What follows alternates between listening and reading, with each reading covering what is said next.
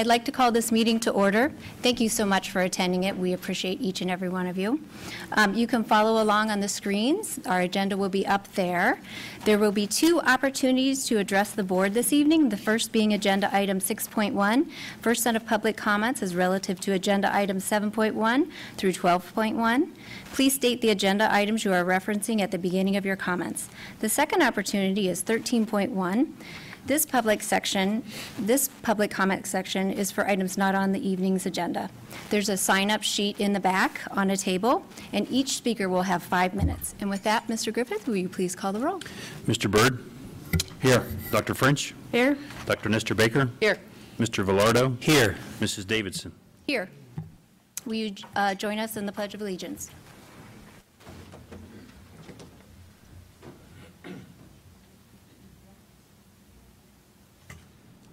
Pledge allegiance to the flag of the United States of America and to the republic for which it stands, one nation under God, indivisible, with liberty and justice for all.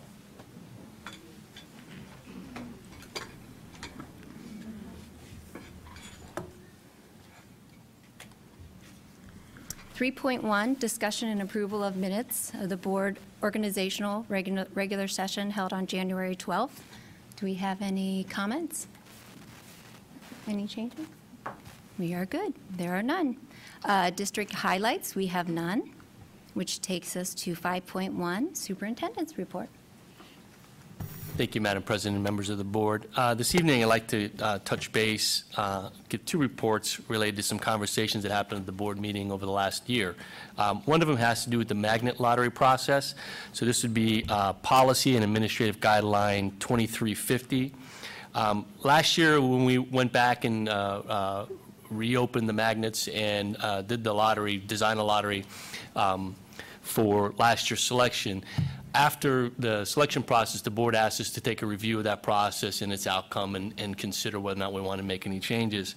So we did that. We actually regrouped with some of the folks who are on the original committee and some of the staff to revisit that and looked at a couple things. One was to look at the outcome in terms of what it did in terms of student demographics to the magnet school programs, both at Hamby and Emerson. We've looked at those numbers, and those numbers gave us good indication that the process was well communicated. There was lots of opportunities for kids, and that's really what we want to make sure happened, that there was clear communication and clear access to anybody who wanted access. So that was good. The feedback in regard to the process, however, seemed to indicate to us that people were a little frustrated that it seemed cumbersome, it didn't seem transparent, it seemed like it would be easier. So we've made a change to administrative guidelines, and for this coming school year, rather than doing a school-based seat allocation like we did last year, it's just going to be an open district enrollment like it had been in the past. So that change will occur, more consistent with what we've done in the past. I think the communication efforts, will continue those the way we did last year. We'll replicate the communication model so we know everybody understands and has access and knows how to. We'll continue to press from here on forward about the change in the system.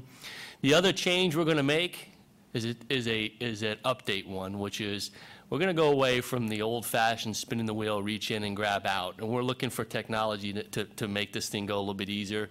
It just doesn't seem to me that in 2015 we're turning a crank and pulling names out of a hat. I think there's easier ways to do this. So that said, I know our IT guys and that team is looking for a new solution to that one. So a little bit different. So I think that's consistent with what the board asked us to do last year, to visit that, go back to those folks, see what they felt. We're going to make a tweak and hopefully move forward with where we're going. Okay? The other one has to do with a conversation we had last month, and this has to do with really 2 sets of policies, 3120 and 4120. This has to do with the question of employment prior to a board meeting, which has been something we've talked on and off about. And what I want to share is this. One, under those 2 policies, the board authorizes the superintendent to hire prior to board action in order to maintain normal operations. So sometimes the question about the date of hiring versus the board action has been a question, but it's been embedded in the allowance by that policy. So making a change in someone's employment status immediately rather than waiting for the next board meeting is allowable if it's, so you don't mess up operations, bus driver, cafeteria worker, et cetera. Now, I would say that sometimes within our organization, the policy then says that the recommendation needs to come to the next board meeting. And sometimes there's been delay between that decision happening, and it doesn't necessarily come at the next board meeting, but it might be the board meeting after that. And that one is not consistent with the policy. These are internal tweaks around that one that we can make. So here's what I want to, what I tell you is as we move forward. One, there's two ways we're going to approach this from administrative level. Number one is this. We've already started talking to all of our administrators about the need to be aware of the policy, aware of the practice, and make sure that we're bringing those things forward to the board for their action in a timely fashion. That we can discern between something that's allowed under policy but still get it to the board in a timely fashion per policy, and those things that need board approval before we operationalize them, which was the mistake, the one we were looking at last time. That case was a clear case of something that should have come to the board ahead of time. So we've done a couple of things. We've brought that to all of our administrators' attention, reminding them that the board really wants us to be consistent with that policy. We've looked at and making sure that we've got it all bundled together, that there aren't any more hanging out there that we're not aware of. So we're trying to get that cleaned up, particularly as we go to waiver day. In fact, you'll see a lot of waiver day stuff on there tonight. That's part of this. So one is just reminding administrators to think about the process, reminder of the policy, and be consistent with that one. So that's kind of like the carrot. The other one is the stick, which is if someone makes that mistake. The way we operate is the board evaluates the treasurer and the superintendent, and we evaluate staff.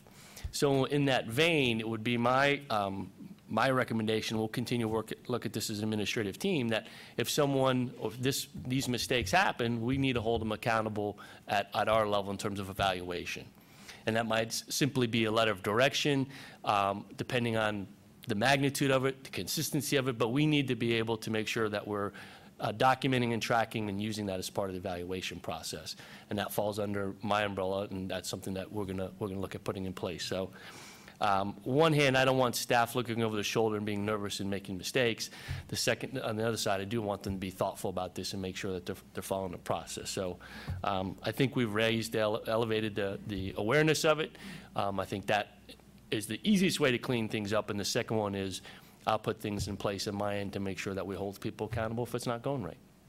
So I wanted to bring those to your attention. Those have been two items we've talked about, and those are actions we're going to take in order to correct those. Comments? Good stuff, thank you. Up next, 5.2, Capital Improvement Plan. I would like to invite Jeff LaRose, Executive Director of Facilities and Operations, to the podium.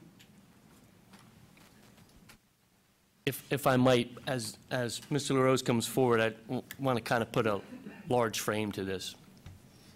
There's a lot in Mr. LaRose's presentation tonight, and we've been working, as the board knows, for several weeks now, Jeff and I and a number of other people, on trying to get this right.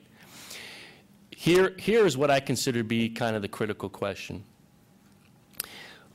We're looking for a solution to make sure that our two taxpayer-supported revenue sources, that we look at and normally look at under the general fund that Mr. Griffith reports on, and the other one being the permanent improvement levy that funds our capital improvement projects, right? Those are the two major bank accounts that are taxpayer funded. We've tended to focus on the general fund a great deal and talked about its health and where we are. And in fact, if you look at Mr. Griffith's last couple presentations, every time he presents, it gets a little bit better. And so we've noted that we're in good stead there. On the other side of the equation, as we look at capital improvements tonight, and you look at the permanent improvement dollars that support that, and what Mr. LaRose has been pointing us to is the complexion of that revenue source is changing and puts us in kind of a precarious position as it relates to facilities and on that side of the operations. And so what we're looking to do is talk to the board this evening in kind of a work session about how we might make some tweaks to make sure that both sides of that equation, general fund and permanent improvement dollars for capital improvement projects, are in a position to be long-term sustainable. When the capital improvement budget is not in good shape, you're deferring work. And I make the analogy to looking at the paint on the outside of your house that starts to peel, and every summer that you decide not to do it, it gets a little bit bigger and a little bit more expensive. And when you're talking about 20-plus buildings and the age of our fleet that Mr. LaRose is going to point to tonight, you can start to see what the pressure point is. So underneath that, if we're able to come to some understanding about how to do that, how to stabilize that budget, then we have opportunity for some projects that might be exciting for us in the community as we move forward. So that's kind of where I really want us to be this evening. So with that, I'll turn it over to Mr. LaRose. Thank you, Dr. Kellogg, members of the board. This evening's presentation is part 2 of our facility master plan, picking up from when we presented to the board on December 8th. Last month's presentation focused on student enrollment forecasts as compared to school building capacities, and this presentation will focus on the next 5-year capital improvement plan and the needs of our building infrastructure. The following information has been reviewed by the executive team and our facilities leadership team that includes maintenance, grounds, and custodial services. Topics for board discussion include capital funding covering the next 5 years, a plan for renovating Point View Elementary that would provide walls to enclose the classrooms, a utilization plan for Central College. Our current plan for Longfellow is to open for instructional use in 2016-2017. Barbara Wallace is currently working on options, and she will present a recommendation to the board in February. And last, the future of the warehouse annex located in Uptown Westerville. The facility master plan is used to ensure that we have adequate space to accommodate changes in enrollment and instructional programs. The capital improvement plan is a part of the master plan and functions to replace building and equipment components after useful life expires. Our maintenance, grounds, fleet, and custodial teams spend a majority of their time implementing our preventive maintenance plan designed to maximize the life of building and equipment components prior to being replaced under the capital plan. We utilize multiple means to measure our effectiveness. Our primary measure is instructional downtime. The objective is not to close any school due to the failure of a building component maintained by Westerville schools. In addition, we track the number of work orders that are customer generated to identify ways to improve our preventive maintenance plan. We develop project schedules designed to ensure that building occupancy permits are obtained prior to the start of school as it relates to summer construction projects. Our construction bid process is audited by the state each year to validate compliance to the Ohio Revised Code, and we continue to demonstrate strong physical accountability as measured by the cost of change orders.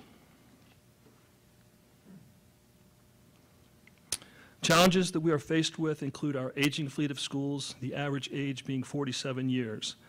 The Ohio School Facilities Commission recommends that buildings be considered for replacement at 50 years. And we will be presenting the financial challenges going into the next 5-year capital plan. We continue to operate below the staffing levels recommended by the state auditor and plan to share our facility staffing recommendations as part of a future presentation by Human Resources. And there is the continued challenge of orchestrating the construction activity each summer within a 10-week window covering up to 28 sites. So let's start by reviewing the condition of our buildings prior to the building expansion program in 2001. In May of 2001, the Ohio School Facilities Commission hired a team of engineers to evaluate the condition of our 20 schools. This was prior to the construction of Alcott, Faust, and Central. The OSFC recommends that if the cost to renovate a building exceeds 2/3 the cost to replace a building, that the building be replaced. In 2001, 10 of our 20 schools were being recommended for replacement. This chart shows the percentages, the top 4 over 100%, with Hanby being the highest at 120, and a renovation cost of $7 million. And you can see at the bottom, the Charrington and Huber Ridge just missed the cutoff by 1%. And keep in mind that these buildings are now 14 years older. You can see Whittier's percentage at 49 years was 97%, supporting the OSFC's 50-year building replacement cycle. And currently 9 of our schools are over 50 years old, 4 are over 80.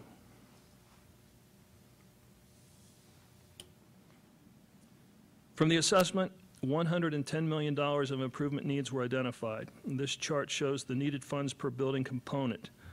The first item, non-construction, includes the engineering, construction management, and all soft costs associated with the suggested renovations. The team identified $17.4 million in general finish work that includes painting, flooring, ceiling replacements, and the replacement of casework. Next was $15.4 million in heating and air conditioning work. The first four items account for 55% of the needs. The construction bond that was approved after the assessment was for $99.5 million, and this chart shows a breakdown of the bond dollars. Most of the bond money went towards new structures to accommodate our enrollment growth, that being Alcott, Faust, and Central, and also 10 school building additions.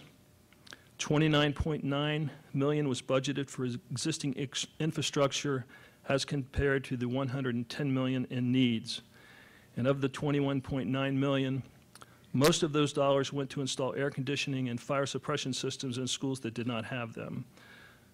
So the point is that a small portion of the bond money went to replace existing systems. This chart shows the assessed value of building component replacement needs as compared to the $21.9 million budgeted for system replacement. As an example, there was $17.4 million identified for general finishes and $1.6 million budgeted. The capital funds received since 2001 has helped to close the gap in many of the categories such as roofing, but the categories shown in red are where we struggle, that being general finishes, HVAC, electrical, loose furnishings, and plumbing. This is a breakdown of the annual capital funds for the current 5-year plan that ends in June as compared to the next 5-year plan. The current 5-year plan included an additional $25 million received via tax anticipation notes. This loan is being paid back over the next 6 years. Thus, the $2.95 million budgeted for financing will be paid off going into FY22. Over the past 5 years, the current capital plan has represented 87% of our total building repair funds. The FY16, FY20 plan shows building infrastructure replacement at $1.86 million per year. Loan payback at 2.95, technology replacement at 1.9, instructional materials 1.2, bus replacement 75,000, furniture at 120,000, and tax collection fees 100,000.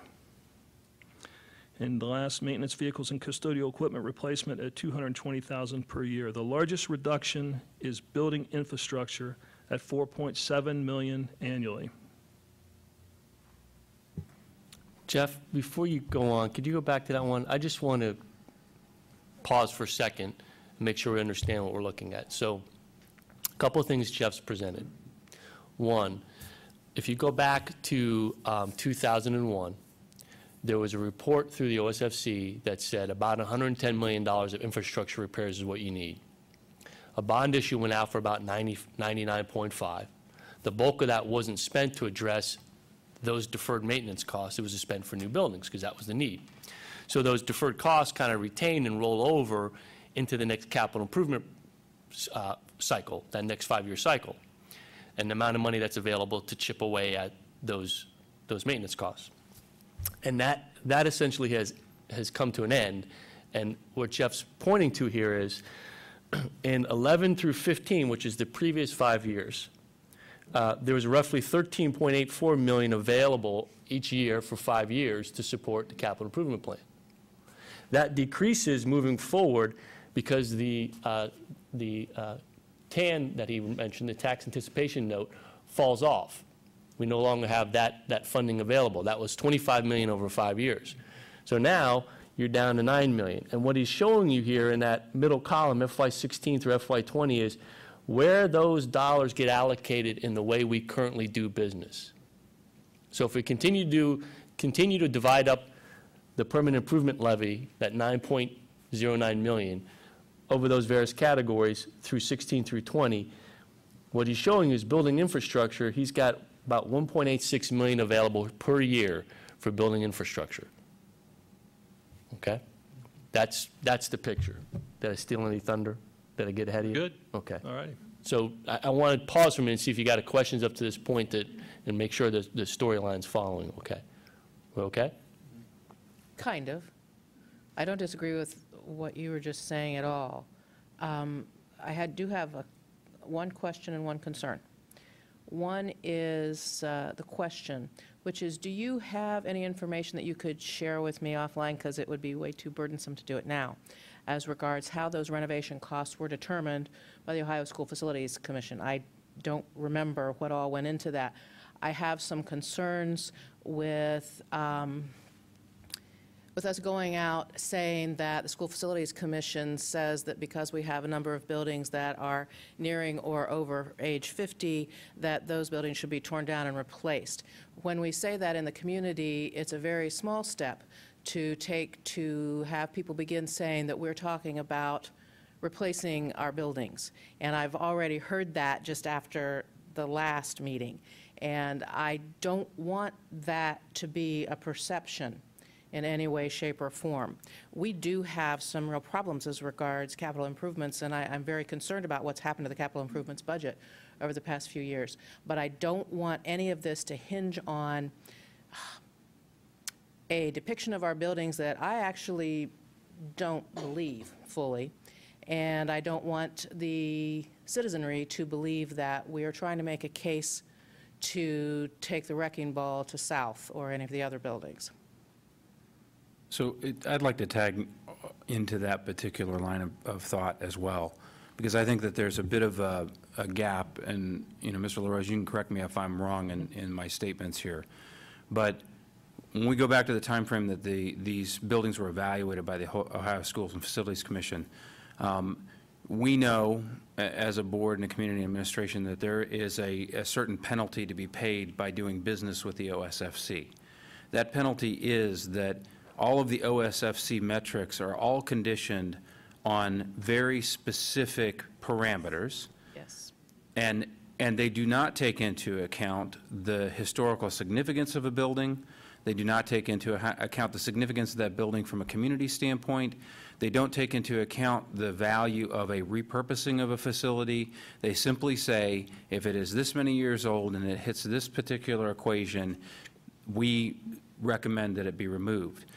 Doing business with the OSFC as a school district comes with more consequences than that if we should choose to be a part of their program. So to that point, I think it's very clear that the Westerville City School District has not chosen that path.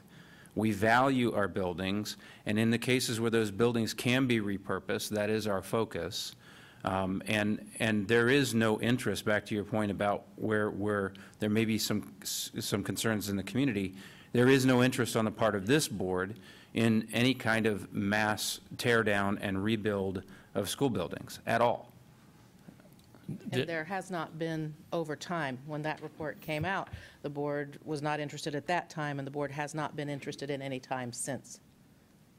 And as Mr. Byrd points out, exactly correct. If you take Ohio School Facilities Commission money under that model, then you're stuck with their rules, which is what Mr. LaRose is pointing to. What Mr. LaRose does a nice job of is using their metrics for determining our current state. What I hear the board saying is we want to retain more local control over these decisions about which buildings and when, and not be stuck to their time frames and their timelines. And I agree. We're not asking to go out in conjunction with OSFC. It's just a metric for us to say. And so I agree with Dr. Nestor Baker and Mr. Byrd that we're not looking to replace all this. It's the best benchmark we have in the education community in Ohio for saying these are some measurements, and that's really how we use it. And you're right. And even if we were to discount the components used, the metrics used by the School Facilities Commission, even if I discounted them substantially, I would still be looking at trouble for us as regards what we have capital improvements wise. So I don't want you to think that what I am saying is suggesting that we're not in trouble as regards capital improvements, because it has become very apparent to me over the past year that we are. Well, and I think to piggyback on that just real quick, because again, we want to make sure that it's clear within the community where our attentions as a board and administration are. But let's not sugarcoat it. I think that's the give back from the community as well. We're saying that the district is focused on the retention and improvement of our assets. But let's face facts. Hanby has an age, right? That's not up for debate, right? Point View has an age. You know, those are assets that have lived past their usefulness based upon their original design, or they have issues. I mean, there are things that we need to fix in this district. So we do not discount what OSFC says from a factual basis, but we also can't ignore those facts and just say, well, it should be super cheap to run a 100-year-old building, right? That's just not the reality of what we're facing. No, it's extremely expensive. Yeah. Exactly the point. If we were to blindly follow OSFC recommendations, what we're putting in front of you wouldn't even come close to touching. In fact, I'll segue back to Mr. LaRose because he's going to kind of point out what he's done. And this is a credit. I know we have some of his staff here this evening. This is a credit to the work those folks in operations do, because they keep these things up and running past what other people say they should be, well past. And so I'm glad they're here, and I thank them for doing that, because it's not a job everybody pays attention to, but it's an important one. That preventive maintenance piece, and it's simple things. Old systems are sometimes, you have a building that's 50 years old, it's sometimes hard just to find the parts to replace things.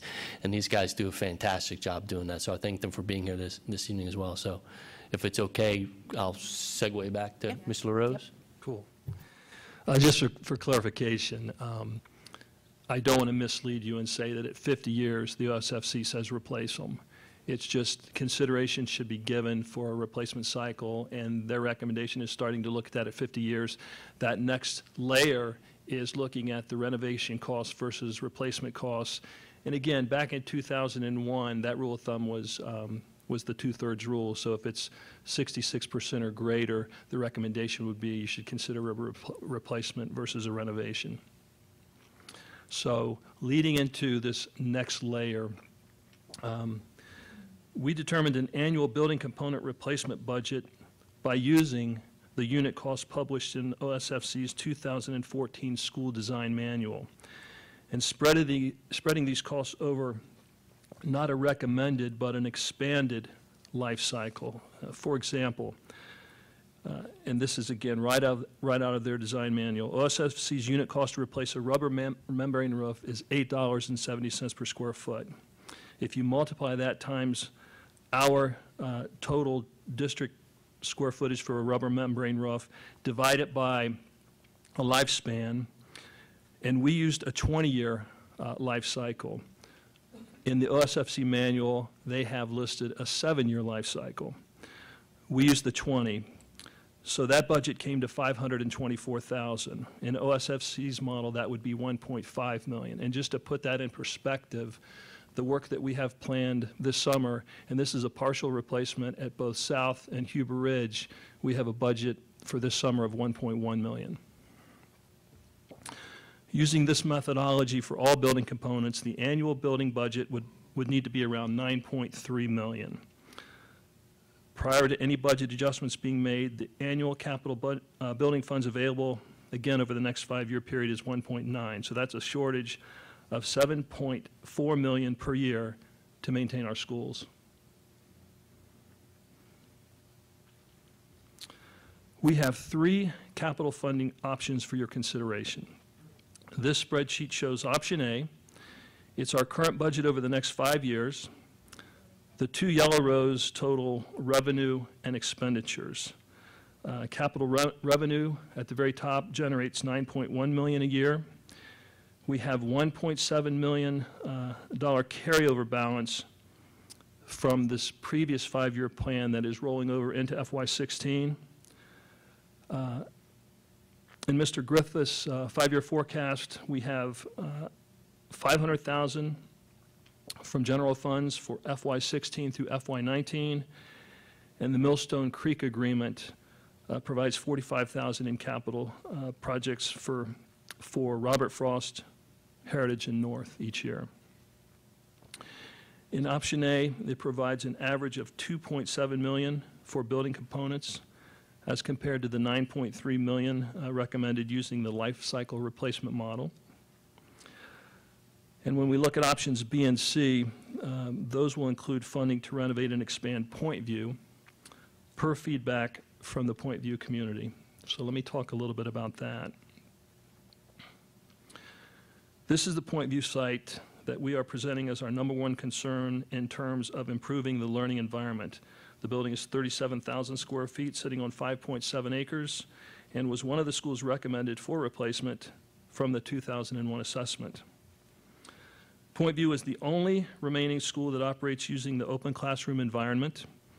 The classrooms at Mark Twain and Robert Frost were enclosed in 2002, and at that time it included a 4-classroom wing addition at both locations. Amherst open classrooms were enclosed with partial height walls prior to the construction bond. The bond did, however, fund a building addition at Amherst that added 1 art room and one music room. This is the current floor plan showing the classroom areas that are not defined by walls. There are 3 instructional wings, A, B, and C, with 6 classrooms in each wing. And this is a photo that I shared at the last meeting, showing how the classrooms are being separated. The average classroom size is 660 square feet, and the OSFC recommends 900. Concerns we have received: our students are easily distracted in this type of environment, and teachers must instruct quietly so as not to disrupt or disturb adjacent instructional spaces. Other concerns raised include a lack of instructional rooms. As an example, the art classroom is in the former gen locker room, that is 446 square feet. Lack of student storage for coats and backpacks. Currently, these items are being stacked in the floor. Teacher workrooms are being used for storage. The cafe is undersized. There is insufficient administration and conference space. And another concern presented was that the classrooms do not have windows. This is a floor plan showing an option to enclose the classrooms. In this plan, the average classroom size increases from 660 square feet to 705 square feet by eliminating all teacher workrooms. A renovation alone does not address the needs identified for classroom storage, teacher workspace, cafeteria space, conference space, or an art room. We did look at an option to replace the building, but when considering the cost to replace, which was twice the renovation/expansion option, we focused on an interior renovation that includes a building addition that would house 10 classrooms as shown in the site plan. And again, this is just a schematic showing it's what it could be. It's not that we're suggesting this is what it would be. An interior renovation is not an option for the start of school next year. If we started the design process by the end of this week, we could provide a solution for the start of the 2016-2017 school year. This schedule provides 3 months for design starting February 2nd, 1 month to obtain a building permit, 1 month for bidding and approval, 2 months to review shop drawings and order material, and 11 months for construction. It's a very aggressive, but it is a doable schedule.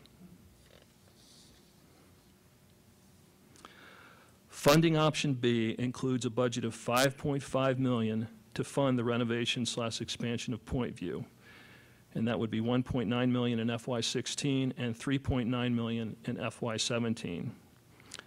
This option shows taking technology equipment replacement and the replacement of instructional materials out of the capital budget and fund using general funds. This budget provides an average of $4.6 million for building improvements as compared to $2.7 in option A and $9.3 in needs. Funding option C also reflects taking technology and instructional materials out of the capital budget and funding as part of the general fund. This option also includes a budget of $5.5 million to renovate and expand Point View, but in lieu of renovating Point View using capital funds, $5.5 million is being added from the general fund for FY16 and FY17. So when you look at 16 and 17 under general funds in red, that's adding $2.75 million each year to the $500,000.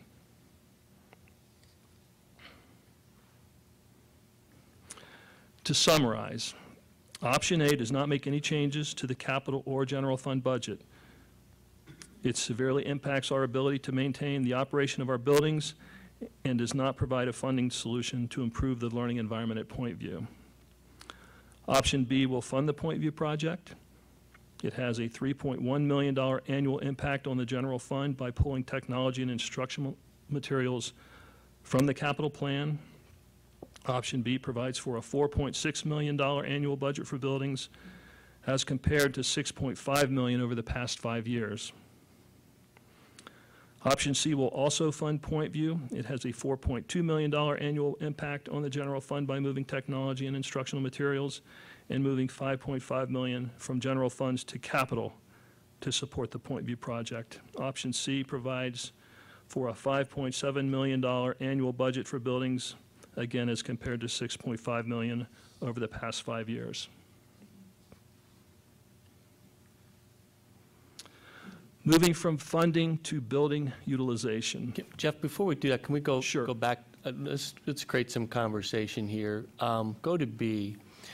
So what we're suggesting is one way to improve the capital improvement budget is to take those technology dollars and instructional materials out.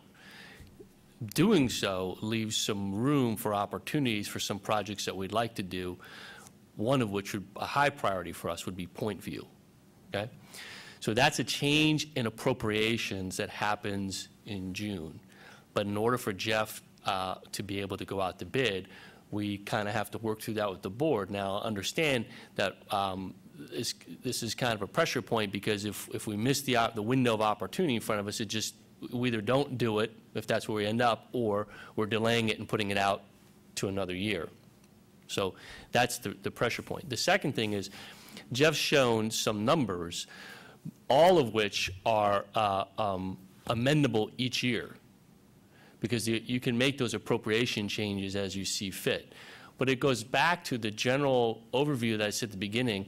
Our general fund, moving the technology and instructional materials out of capital to general fund, will impact the trajectory of the general fund, but not in a manner that's going to change what we're anticipating being our need to talk to the community about additional dollars. A renewal followed sometime later for additional dollars at some point after the renewal, okay? It won't really change that trajectory unless something goes haywire on that side of the equation. And if it does, decisions you've made about moving instructional materials and technology can go back. But the backlash is then, as Jeff's shown, he loses opportunities to offset project costs here. So it doesn't have to be a solid amount. It has to be a commitment to the Point View project, a commitment to moving instructional materials and technology out. And then as we move along and we see how the 5-year forecast is playing out, you can make decisions in the future about offsetting some of those costs additionally through what he said was option C. You don't have to go all the way to option C at this point. You can stair-step that along the course of things. So plan out. I'll give one more piece and I'll take some questions. We have a governor's budget, biannual budget coming up. If it meets or exceeds our current expectations, our 5-year forecast will continue to grow and get better. We've experienced better than expected revenue, and we've experienced better than expected expenditures. We've decreased those over time. In fact, a little history, in the last 5-year forecast Mr. Griffith gave, and Mr. Griffith, feel free to correct me if I'm wrong, we're looking right now at about a deficit of about $6 million in FY18 between expenditures and revenues. I think 18 or 24 months ago, that was at $13 million. So over that time frame, you've shrunk that difference down. And so we continue to get better and better 5-year forecasts. So that's where I think the opportunity is there. But you're not locked into something you can't get out of later on if it's not going in the right direction. So before we move, Jeff, maybe we'll let the board ask questions. I'm going to express my feeling about this. Number one, Point View definitely needs to be fixed. So, you know, that has to be a part of our concern. How much money are we talking about in technology and instructional materials each year? A couple million? $3 million. Huh, 3 million? $3 million per year. 3 million. So that's my second point. That shouldn't be in your budget, in my opinion. That needs to come out and go to the general fund. So that is been misplaced for a while. And so that would be a correction that would help you deal with the point view issue, which is difficult. The teachers are making the best of it. Believe me, I've walked through it, and they're doing great, but it needs to be fixed. And so I would go, you know, at this point, I'm looking at if you could show those again, option B looks good. This is B. Yeah, at this point. Well, you had B, okay, this one's one of the Bs. Yeah, back. That was showing A. A is showing technology and instructional materials. I'm in the just thinking budget. that we would be safe with option B at this point, based on what Dr. Kellogg's saying. We could always, like you say, go back and forth with the funds, but, you know, at least that would provide with you, wouldn't that provide you an opportunity to do some of those things if we would pull out the technology and the instructional materials and move ahead with point view? Well, I think that's I think that's right. We're B and C are essentially committing to a point view resolution to a woefully inadequate situation. Tipped my hand on that one, didn't I? So yeah, wasn't very poker-faced about it. So we love trying to figure that out. But so that's B and C. Maybe just really briefly, why historically, remind me, technology and instructional materials, why were they ever put in? So historically, let's talk about technology. We were purchasing desktops, right? So those of us who've gone through this evolution at home, right? You don't have an $1,100, $1,500 desktop computer at home anymore. And we've invested in these little guys at about $250 a pop. These don't fit the standard very well for capital improvement dollars anymore. They don't have that kind of shelf life to them anymore, and that's the direction we're going. So one of the things we're struggling with is you give permanent improvement dollars to technology, and sometimes what they want to purchase, we're struggling to make fit that definition. So that's a change in what we're purchasing. The same thing's happening on the curriculum side. We're used to big textbooks, and we're more and more moving towards a digital environment. That's accelerating. The advent of putting these in place and the digital curriculum we're purchasing and using in classrooms, that's going very fast. So we're kind of paralleling our roadmap for technology in terms of how we fund things. So you can do it under the current model. It's a little bit more awkward, but I think this is where we are in space now in terms of what's happening in these purchases. It makes clear sense to move it over there and fund it from there and take care of it from there. So that's kind of the historical perspective. Yeah, maybe everyone knew that already. I just thought, as we don't want the community to get a historical narrative of, oh, buildings are 50 years old, we want to replace them. Nobody's even entertaining that. We also, when we move funds from one fund to the other, we don't want people to get a historical a narrative of, oh, they're just shifting money around and we don't know why. It's just at a very appropriate, it seems to me, tipping my hand again, allocation of our current level of resources.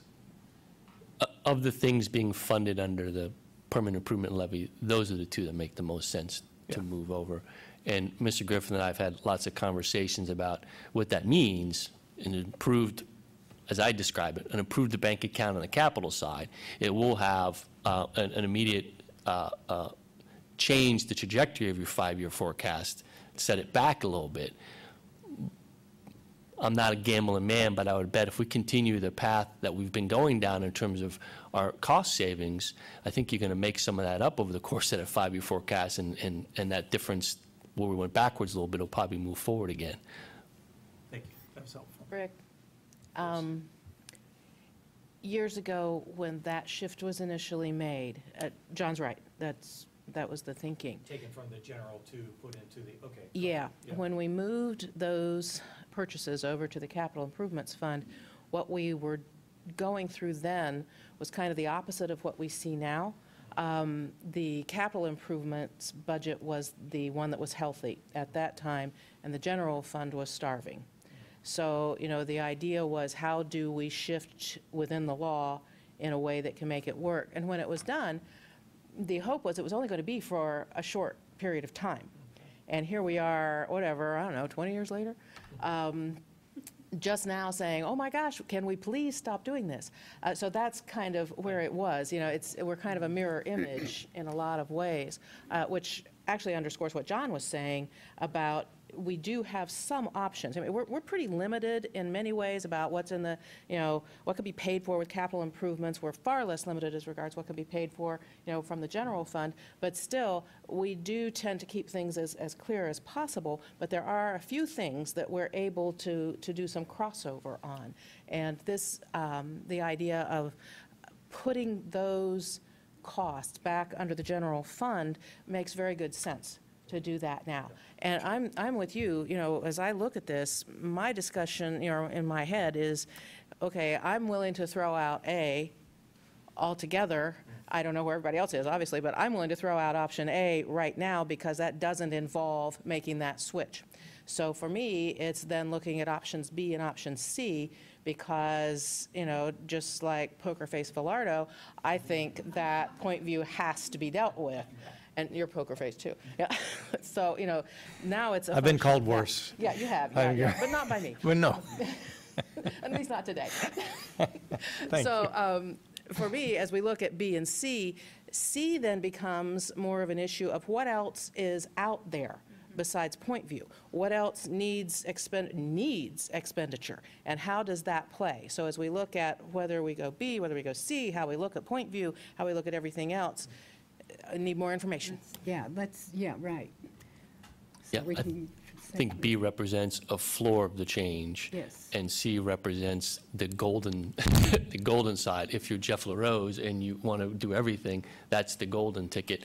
It can be anywhere in between over time as the board looks at the impact on the financial decisions. And as we go through this, as you've mentioned, are there other targeted buildings? Yes. I think there's projects out there that are waiting, going back to our strategic planning with the community and the kind of learning environments they want for kids, inspiring environments that support learning in 21st century classroom. There's a lot of room for work there across time.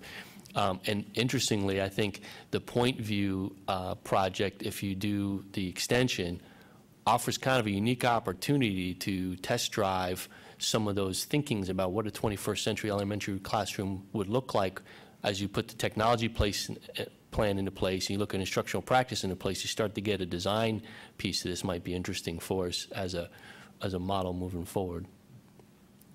That would be my. Yeah, that's what they said about open So classrooms. would you say that I suffered. open classrooms are I suffered through open classrooms as a child of the 70s and ruined many a teacher's day because I wasn't well. It ran its yeah. I didn't manage myself well in those environments.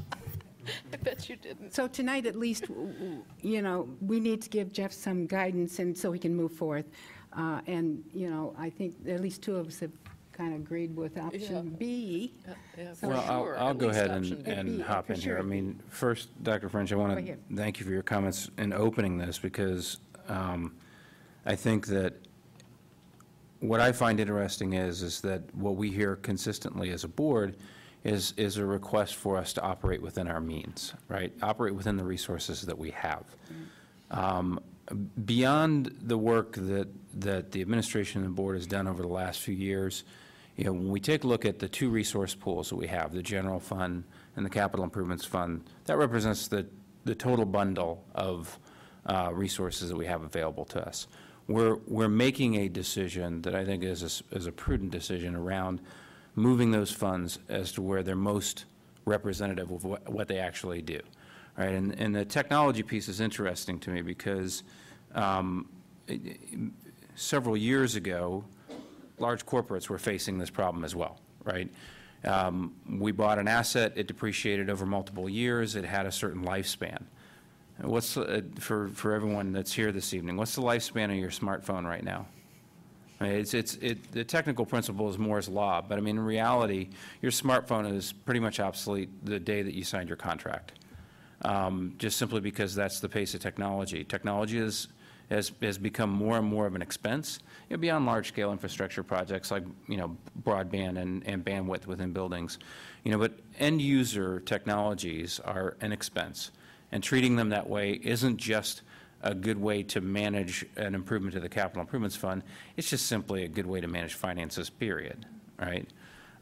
So I think that is smart. I think that creating an opportunity for an important project is smart. Now, back to the A, B, or C, frankly, I think B is the most prudent approach for us, because in my role, I'm working with Mr. LaRose and everyone, I'd like to go whole hog for C. However, I do think that there are enough open wickets around biennial budget. We do know that the State Board of Education has been making some conversation about issues that they feel are related to funding and or underfunding of public school systems. We know that's going to be on the table in the docket. There are a number of moving parts that I believe we have, kind of the luxury of some time to wait and see how those play out as we go into the summertime at the state government level, that could have a budgetary impact and could bring us back to the table to say, now C is a viable option.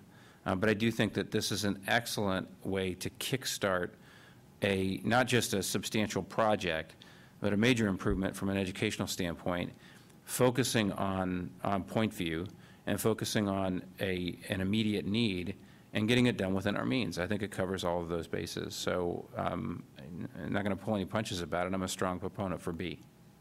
Yeah. So I will say, as far as facilities, without our facilities, there's no instruction. So it is so important that our facilities are healthy.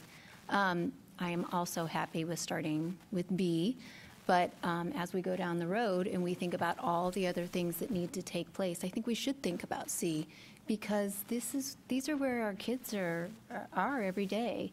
But I know you need direction. So what I've heard tonight is everyone, Rick, would you say you're happy with B? Mm-hmm. Okay. That we're happy with B and giving you a starting spot and excited to see what comes back. Very good. So the mechanisms of start and stop in action would be this. What we're hearing is there seems to be, the board seems supportive of this. What would happen is, first time Jeff brings you a contract, and then if the complexion of this changes, and that's when we stop the project anywhere along the way, and then the other place would be at appropriations at the end of the year when we bring those forward. So as you project out, it's going to change the appropriations at the end of the year. It will have an impact on what the 5-year forecast looks like, and we've already played with that a little bit. So I think we know where we're going, and that's so for the public to understand what happens next. That's what will happen next. We'll start to work in that direction as if we're going down this path and start bringing contracts, and anywhere along the way, you can cut it off. Jeff, I have one more quick question. What about feedback from staff in the neighborhood? Have we heard anything? Because I've heard some grumbles out there. Are they for it? Changes? I haven't been part of those meetings. That was when David Baker was here, which is how this surfaced in the first place. So I was getting feedback from that point view community. I've heard mostly from teachers and administration from the building. It's less on the parent side. But from teachers, the feedback I've received, overwhelmingly, yes, we need to enclose the classrooms. It kind of started as a safety question at Point View and grew outward from there when David Baker was We have here. the principal here. Yeah, She can speak Sherry's to it. here. We Let's can have maybe her. have a little insight. Thank you. The emotions are high right now.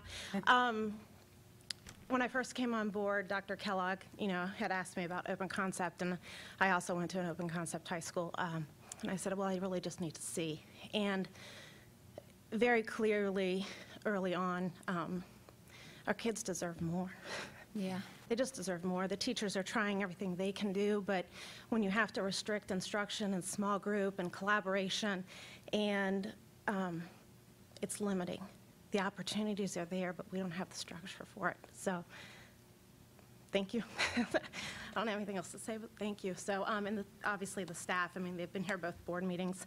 And I talked to the board PTA president the other night, and she almost started crying. So they're excited. They're ready. Well, thank you for all you do and hanging in there. Thank you. keeping it held together there. It's difficult, yeah. Yes, thank you.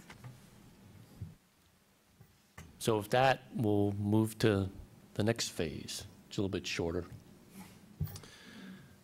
Yeah, this is, again, talking about building utilization. This is the site plan at Central College.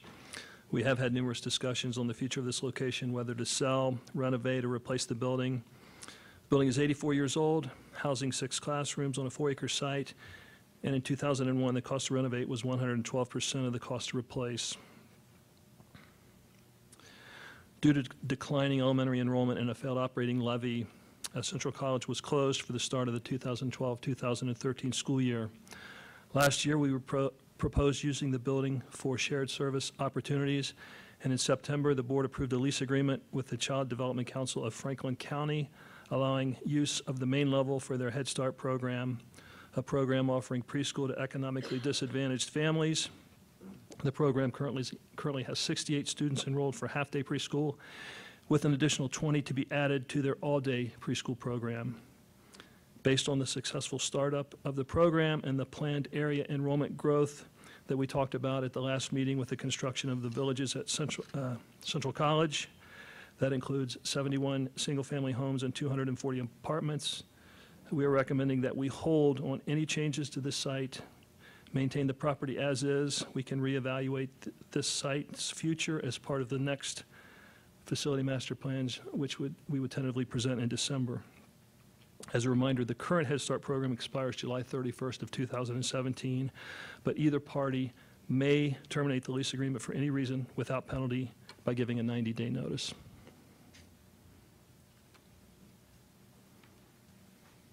I'm with you on that. All right. Okay, in that one? Thoughts? We're going to continue operating Head Start there, and we'll take that a little bit at a time as it comes along. And it leaves us the opportunity, we have the building, the property. If there's future growth needs in that area that we want to address, it leaves us that opportunity. But So our contract's till 17, yeah, till the end of 17? Till it is July 31st of 2017, but again, 90-day notice, either party can terminate without penalty. if they were to terminate, that would change probably the complexion of how we looked at that site at that point, because it does need repair. But we think, as we look at capital improvements, this offers us the opportunity to tighten up some lug nuts and paint some walls as we need to along the way to keep that building moving along the way we need to. There's no major things Yeah, that's what I was at this point that you foresee. You can hold it together till 2017, you think? There's some structural components that do need addressed that we would recommend doing those. The windows is something that the original portion of the building we can hold. It's single pane, it's pane glass, it's rather drafty, but we've got them sealed up. They don't function, but we're not utilizing those classrooms as well. So I would recommend we hold on that, again, determine what the future looks like. Yeah, as long as we're not putting a lot of money into it at this point, I think we want to put the money where there's potential liability issues. There's only, and that's in the back where they're using those two rooms, right, sort of? I mean, they're not using those front, where the windows are that you're taping up, or are they? The two on the main level that are in use, it's a newer section of the building. Right. The classroom that they've set up for all-day preschool is the first one in the upper level. That is the original windows. Oh, okay. But again, I think we can hold on that for the next year and reevaluate it at the next facility master plan meeting. Great. I think we want to watch what's happening with that neighborhood across the street. Meeting with the city today, it looks like they have the go-ahead to execute that. So we just want to watch what's happening there. That could potentially be a lot of families. And is that something where we want to create a boundary for that area? And could that be an attendance boundary for Central College? Not suggesting that, it's just an option. Well, and let's mention that in terms of the value of the asset that we have, right? I think that, kind of going back to Dr. Nesterbaker's point, seriously, we have an obligation for good stewardship of the resources that we have. That's a significant chunk of land, right? And again, going back to this point of, You know, we're not in this mode of just simply tear down and rebuild. We have an asset that frankly is extremely valuable given its location. Now, granted, the value is inherent within the land, not within the building. True. Right? So, you know, realistically, what we want to do is make sure that we're defending and protecting that land, you know, based on the potential, specifically the potential of the population growth and the development growth in that particular corridor. Right? So I think it's wise that we continue to maintain this property. I think it's wise that we continue to use it for the purpose that we've now, you know, oriented towards, because it's good stewardship, right? We need to stay on top of this property so it doesn't, you know, run into the risk of being a lost asset for the district. One more quick question. I agree with everything that's been said insofar as I know what the actual condition is of the building. I just want to make sure that as we hold it together, that we do so in a way that is supportive of the small children that are there. Absolutely. Yeah. If we reach that juncture point where it wasn't good for that, we'll fix it. I know we will, but I think The fix it's might worth be we saying move so it that to nobody someplace has else, any right? doubt. Yeah, the fix might be we have to make the hard decision of putting that program someplace else. Yes. If we need to. So Yeah. we understand that. Good, Right. good. Okay, the last property to talk about, the warehouse annex, is property we own in Uptown Westerville. It is 3,400 square feet of garage-type space on .2 acres, built in 1950. In 2010, the property was appraised at $120,000, and with the turn in the market, it was appraised in November at $160,000. The space had been used for document storage and surplus equipment storage, but with new programs such as online document management and GovDeals, a web-based software program for auctioning surplus equipment, warehouse storage needs are declining. The space is currently being used to store the track equipment for Central High School. This is a picture of the annex after we completed repairs to the damaged concrete block and after painting the exterior. Funds to replace the windows and garage doors have been put on hold. It was part of this current 5-year plan, but it's been put on hold pending a long-term decision on the property. So in conclusion, these are those topics for discussion. In summary, it is our recommendation to move technology and instructional materials, which it sounds like that's been granted. That the board approve the renovation and expansion of Point View, starting the design in February, and that consideration be given to fund the project using general funds, but what I'm hearing is we're going to fund with capital funds, kind of watch what's happening with what's happening around the state with state budgeting. We recommend maintaining Central College to support the Head Start program, which again, I think we have our direction there that we're going to continue as is. And that consideration be given to selling the warehouse property due to the operational improvements with document storage and disposition of surplus equipment. We do believe these recommendations will help as we strive to provide learning and working environments that are safe, nurturing, and efficient. So if there's any further discussion, we would welcome Well, it. the last item, the warehouse annex. Talk about it. Pardon? We didn't talk about it. No, that's what I'm bringing up. Yeah. So you say there's something in there that is for owned or utilized by Central High School? That's correct. It is The the, location that can be put? And can you give the background on why it's there? Okay. sure. What's there? It was being, it's the padding for the high jump and the long jump that was being stored under the bleachers, and the fire marshal is not allowing that to be stored under the bleachers. So we had to come up with an alternate solution. The existing storage facility on that site is not large enough to house it, so we've temporarily been housing it. And this is the first year we've done that. So our warehouse guys have picked it up, moved it up, and I think some of you have been over to see that there's a lot of padding in there. And So- historically, there was a slight miss on the build of Central for the storage space for those materials. That's a topic that's come up in the Central community before. So the issue there is that in order to relocate them, there's a need for some square footage to do that at Central. So it's a bit of an awkward situation, but it literally was, going back in the day when Central was built, Right. a miss. So it can't be moved to the Spring Street what is that other building at the corner of Our Spring? warehouse, And there's not room. there's no room in for- there? For that's taking up a lot of space with those pads. Yeah. Yes. So, again, it's just one option we've kicked around, that we could take the funds, a portion of the funds from the sale and dedicate that to a storage facility, and we'd still be coming out ahead with, if we sold it at 160. We can always cover it with a canvas, couldn't we? Put it out in the, That- put it out there in the field at Central and just cover it? I'm a former track guy, and so I can tell you, when you start talking about hurdles and pads, those pads What? run into the thousands of dollars for the high jump and for the Oh, I thought it was a pole vault tractor. pit. I'm sorry. No, it's the track equipment. Oh, I thought you said So you're tractor. talking hurdles and high jump pads Oh. and pole vault pads, and they run into the thousands of dollars. And they do come equipped with a pad that you can use in the springtime, but it's weather like this when you leave them out. Yeah, they'll No, fall that wouldn't apart. work So too well. they have struggled with storage there. We've had discussions with them about some support for storage there. This was the temporary solution where this is like having a third car garage, and you go, oh, sure, you can store your stuff there, and Yeah. and then you never get it out. So it's not a facility that long-term or even really short-term has, we don't have we can manufacture a need for it, but it'll be like that. It'll be like your third car garage where you always stick something in there because you have the space.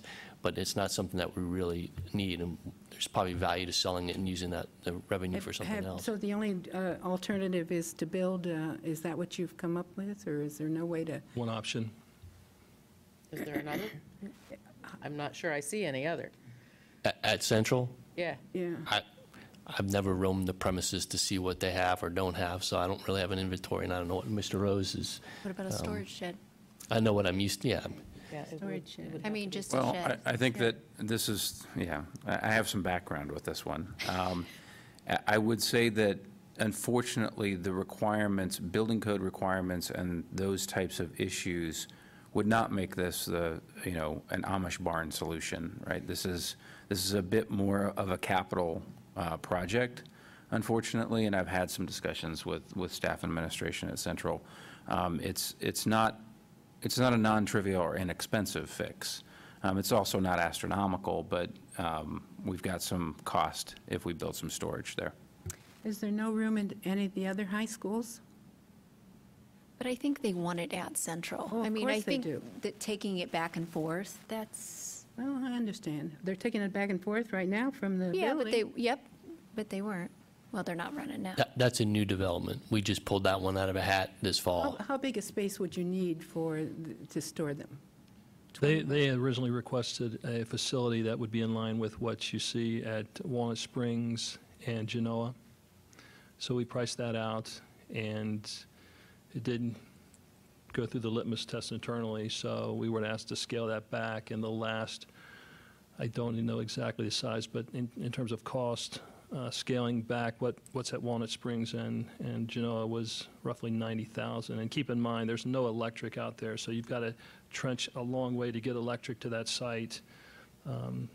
It's more than, as Mr. Bird said, just putting in a pole barn out there. 9,000? 90. 90. Oh, 90. So by the time you do everything, it's probably going to be 100.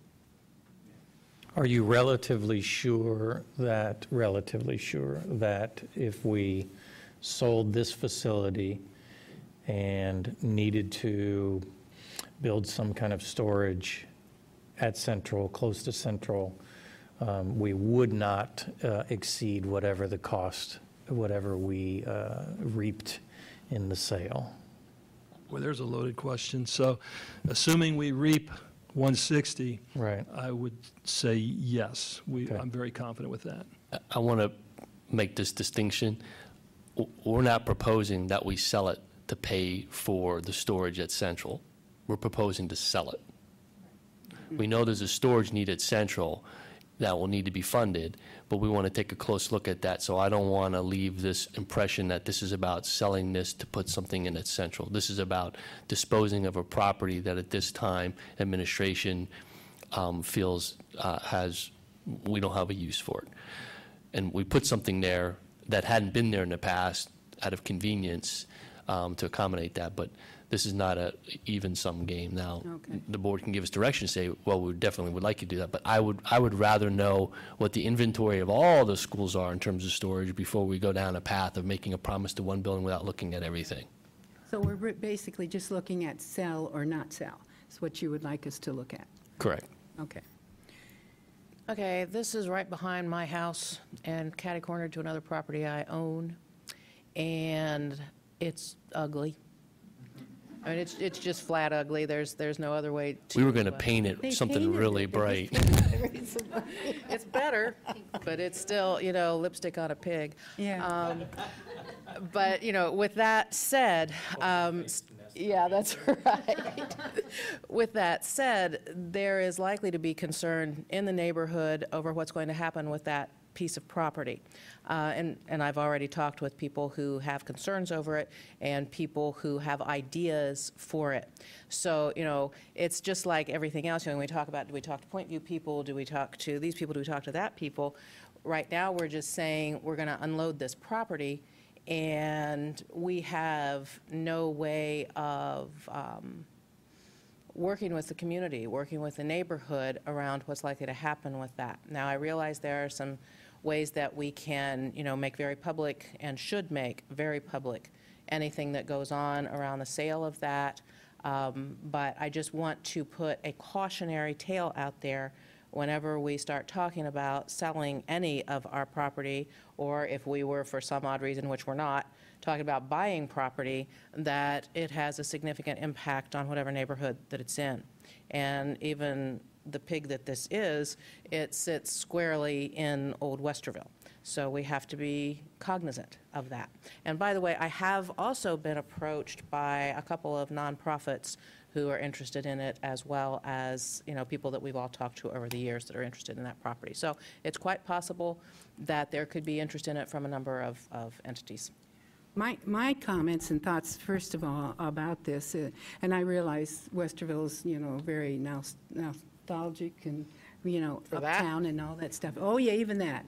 But Yeah, actually, because it used to have a lot of school transportation stuff there, so people have Sure. told me, well, when I used to work, yeah. Sure.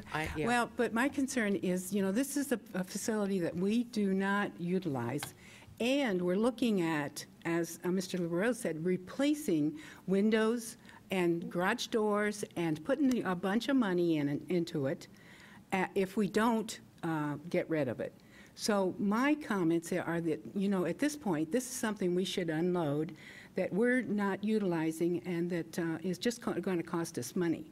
So I'm looking at it strictly from a financial point of view, and also, it's something we've been looking at, and we're, instead of utilizing, we're taking things out of it. Everything is out of it, pretty much.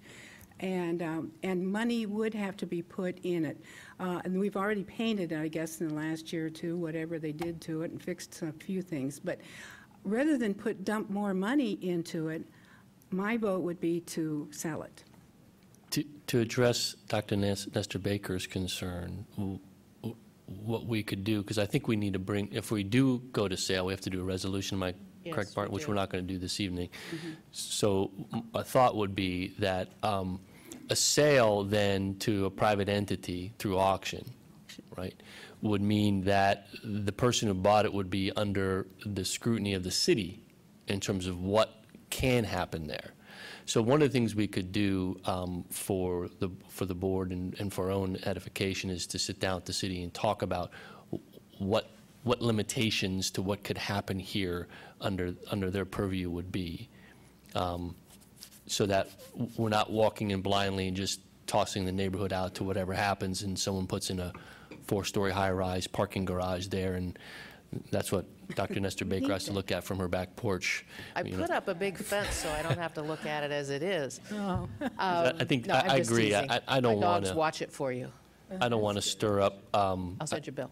So I think we could do that. We could sit down with the city and even have Mr. Byrd as the facilities representation sit down with us and just talk about what does that mean if it goes out of our hands to a private entity's hands in terms of what might happen back there. Well, with selling it, just to be clear, when when we sell property, we can either sell it to another governmental entity, which doesn't require us to go to auction at all. So we could sell it to another governmental entity, or we could take it to auction, but that's only necessary if it's a private individual to buy it. So we could choose to sell it to a governmental entity, right? Good. In another district I worked at, we actually had an agreement, resolution with the city to facilitate the sale and the use of that building. And if the city deemed it possible, it went through. If it didn't, they sold it back to us, and we actually demolished this particular elementary. They were trying to find out if it was a senior home or whatever. But the city had full control to monitor what went in that building, and it was up to them to approve it, and then we basically gave them that permission. So it was a joint venture with the city, which you could do here. Okay. So something else to consider. I don't mean to throw a twist into this, but we are taking this away for discussion and consideration. If there is, and I'm not opposed to the sale of this building at all. I have no personal love affair with this cinder block work of art. However, if there is community demand from a repurposing standpoint, should we not also consider cash flowing this property? All right, if we lease this property, we're getting a return, and we have the ability to manage the use of that property. Not suggesting that that's an answer, right, but suggesting that we consider it in the course of sale, lease, or keep as a possibility. I'll give you my comments on that, because when I first got on the board, one of the issues we discussed was the fact that we are in the real estate business, and we were, and we shouldn't be. So that's my personal feeling. No, I don't see us leasing it or getting cash flow from it, because I don't think we should be in the real estate business. And so that's my reason for, probably that option would be off the table for me, but. So my thoughts, real quick, when we sold the properties on Walnut, did we talk to the city anything about that and see what was going to happen to those in the future? I mean, I know you gave us an idea, but were there any parameters put around it? Because I completely understand why Nancy would be concerned, but I have to also wonder, are we doing our job? I mean, our job is, do we need the facility? Yes or no? If not, sell it. I mean, I don't want to be cold, but I am, I guess. I'm not suggesting we not sell it. I'm suggesting we need to make sure that we do due diligence in what we do to it. But have we done that before?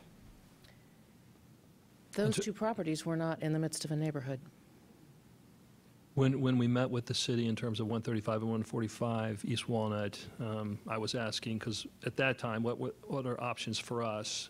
Could we convert this space to more than what it was capable of for administrative use? And we couldn't get it rezoned. They kind of grandfathered us in with using it for administrative space, but those two properties were residential. My concern was, would we sell the White House as residential with what was flanking it? As it ended up, it worked out well. It's my understanding, having some preliminary conversations with the city, this particular property could be residential or commercial. Okay. So, I think it's time to have some very specific conversations with the city and discuss with them their plans for uptown and their plans and needs as regards all the facilities uptown, and get a better handle on what is actually needed, and that will then tell us how we need to progress, or at least will tell me. Like I say, I'm not interested in holding on to it for the sake of holding on to it. I actually have some concerns about it because there has been some gang graffiti on it a couple of times. That tells me that it's not well used enough to keep people away that shouldn't be messing around there. So I'm not opposed to selling it, but what I want to do is make sure that we do it in a deliberate, appropriate way for that particular part of our community. My question is, why do you feel that we're obligated to have discussion with the city on it? That's only my question. If we put this thing up for auction like we did the other properties, city certainly has an opportunity to bid on it just like anyone else. I don't see why we're waiting to It make. doesn't have to go up for auction if the city might want it. That's correct. The city does have, The city can select. because they're another, They can buy it because themselves. they're another government entity. They have the right to, you Do can. they you can- not know that they probably don't at this point, but they That they would know be, it's been empty, They- do they not? that would be the, kind of the intent of going to the city is twofold. You have interest, how does it fit into your uptown plan? Maybe we put the word out that it's available, and anyone that, at this Well, point. I'd like to jump in here in terms of the conversations with the city. I mean, we've been meeting with the city around macro development issues now for several months, as we're looking to kind of coordinate our plans. I will say that none of those conversations have gone down to specific micro conversations related to Uptown, right? I would have to agree with Dr. Nesterbaker that it's worthwhile to have a conversation with the city, a formal conversation with them about their interests, about their development plans, where they want to go with this, not cutting off our decision as a board how we will dispose of the property, right? But I do think that there's a opportunity for us to kind of continue to work in good faith and continuing to build our relationship with our city government partners. That being said, if there's an opportunity for us to liquidate the property from a private sale standpoint or auction standpoint, I don't think that's off the table either. I think these are all the things that we need to kind of take away and have some discussions about. But I don't think that, liquidating quickly is probably at the top of the list on this. We got to take some due diligence, so. Yeah, there've been informal conversations for years around that building, literally years and years, with the city, with people who own property uptown and so forth. We're not in an emergency fire sale kind of situation where we got to go sell the thing tomorrow. So I think it's time for some formal conversation so that, all the informal stuff really doesn't matter. What matters is what's the formal conversation, what's the need, then we can determine what we want to do. Is that a kind of, and I'm not sure what's appropriate in the conversation with the city or not, is it along the lines of, city, we are selling this building. What is your interest in this building and in this location? That kind of direct conversation? I think it should be, we don't feel we have a need for this building anymore, and we're planning, at this point, it looks as though we're going to sell. That's what I mean. So, do you guys want it? If so, right. what's your thinking around it? If Right. you aren't interested, or we don't like what your thinking Right. is around it, we're putting it up for private auction. Yeah, and it sounds like all of us are saying this, we don't have a need for it, we're going to sell, and I don't know if we'd even phrase it this way, first right of refusal, whatever city, it's another government entity, we can go to them. But it seems to me that there's some consensus to sell the property, some consensus to go directly to the city. And because if we got to go to the city, fulfill that pretty direct conversation of we're selling this, because it seems to me that the power in approaching the city really is in those of us that live in Uptown and saying, if you're buying this, we want to know. We want, not so much the Board of Education saying to the city, but the Uptown community saying, you're buying this, what are your plans? Well, I don't think that that's inconsistent with the conversations even since I've joined the board in the facilities and liaison role. We have some tough conversations with our city colleagues around everything from easements and right-of-ways to cell phone towers to, you name the number of them. I think we have a certain license to be able to speak very frankly with our city counterparts, which we would not have the ability to do with a private party purchasing the property. And I think it's worthwhile to do it. I know that, and Dr. Kellogg already offered, I think we just take away, we'll set that discussion up. Yes. And we'll get started, and then we'll figure out what it is the best course of action is for the property. Yeah. And that still leaves us in a position that we'd have to bring a resolution to the board to Yeah, approve before it. those Right. doors fall Right. down, we have to replace the doors, okay? And paint Okay, it Jeff? purple. I've toured this building. It's in pretty good shape structurally. It Yeah, may not it's be a not place bad. that you want to sleep in overnight, I've been in it too. Yeah, me too. Thank you. Okay. Do you have what you need? I do. Thank you so much. So thank you to Mr. LaRose for his hard work. Thank you for the conversation. I'm going to rewind. We had said we wanted to do this in kind of work session format. I hope that that's kind of what you felt and that we satisfied that. I think we have our direction. I think we know where we're going, and you gave us some great direction this evening, and we're looking forward to moving forward. So thank you, Mr. LaRose, for your time, and thank you to your staff for all the hard work that they're doing on behalf of our kids every day. Okay, moving on, 6.1, public comments. We do not have any this evening, which takes us to financial. So 7.1, resolution to approve the financial reports and investments for November 2014 and December 2014.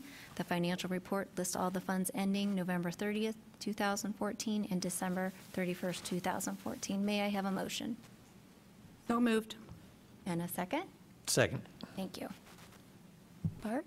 Madam President, members of the board, this is the financials for November and December. Remember, December we met early and didn't have a chance to put these on, so this is 2 months' worth. I'll just read how we ended in December.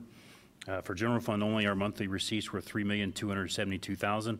Year-to-date receipts for the general fund was $80,561,000. Year-to-date expenditures for the general fund are $71,531,000. This gives us an unencumbered balance of $43,493,000.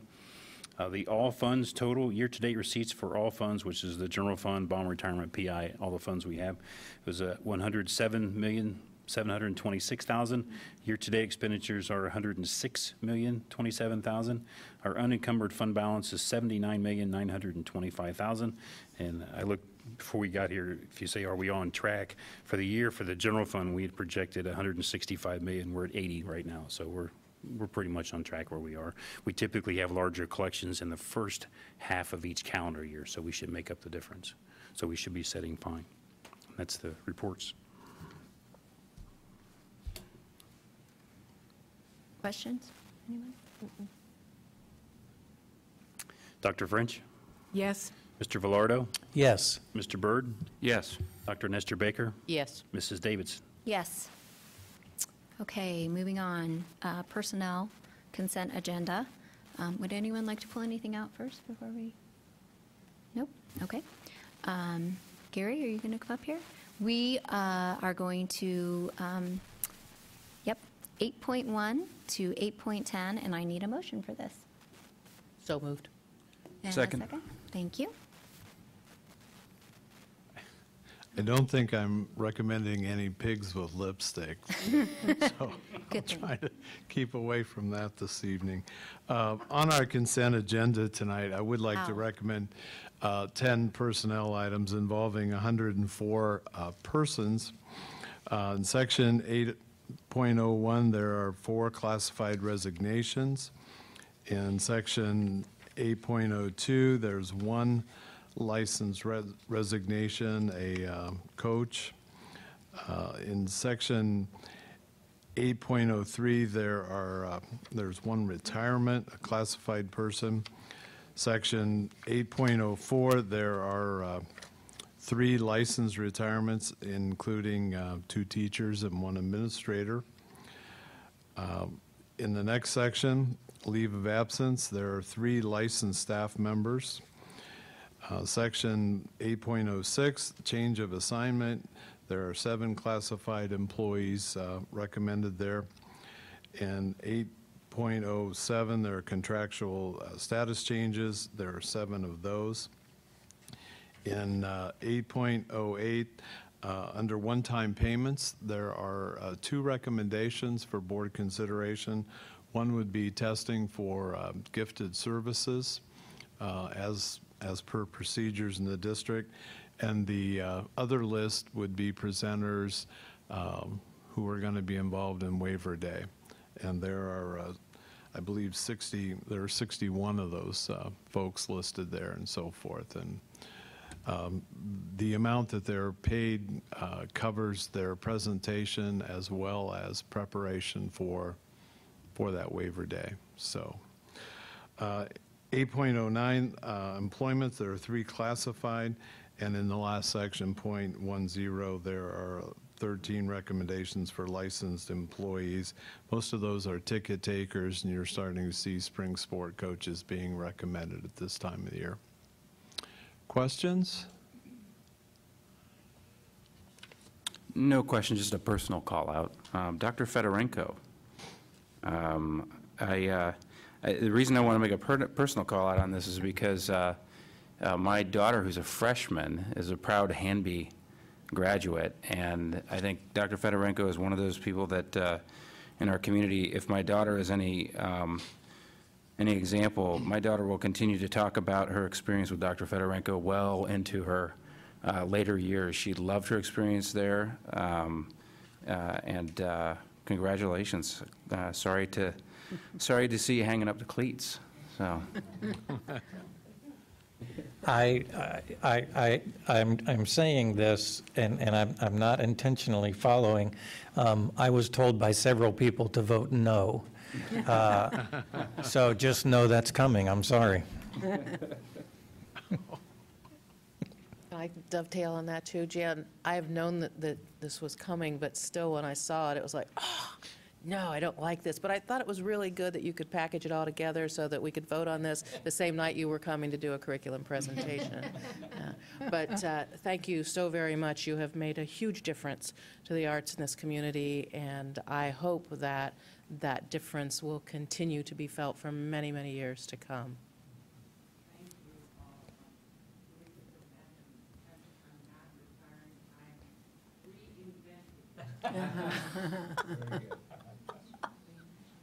That's what I was going to say. Okay. Do you want to call the roll, Bart? Dr. Nestor Baker? Yes. Mr. Byrd? Yes. Dr. French? Yes. Mr. Velardo? Yes. Mrs. Davidson? Yes. Okay. Policy consent, we have none. Old business, we have none, but we have lots of new business. So let's start with 11.1, first reading revised policy for volunteers. And who's going to help with that? Gary, you're coming back. We're recommending just a minor change in the board policy for volunteers. In the second page of the policy, we're recommending that the word will be changed to may to reflect the current practice of the board. We bring volunteers in, fingerprint them. We fingerprint them in our office. The board has assumed some of that cost because of the work these people do for us. And we just think that it's not a big change, but moving from will to may reflects the current policy that we've utilized for the past year or so. I think it's a big change for some people. It's nice. It sounds nice. I have a question. I just, as I read it, I thought, you know, the word may in a policy is nebulous, and I'm thinking, you know, if Nancy gets hers paid for and I go in and I don't get mine paid for, I'm going to be a little upset. I explain that again, why you've changed that. Maybe you to Dr. Keller. We would never apply the practice at that level. So in terms of saying we'll fund this individual or not individual, it's more time-bound. So we would say in this school year, we have appropriations available to us to offset the cost for volunteer fingerprinting. So we'll assume that cost, which is what we're doing now. And I believe, Bart, we decided to use the Pepsi funds for that are part of the Pepsi fund contract that are under, I think they fall under my jurisdiction. So we've used that money to offset that cost. So it's an annual decision. We won't say you do and you don't. We would say in this school year, we'll continue to fund or we will not this school year. In the past, the cost, the way the policy was written, the cost was all to the volunteer.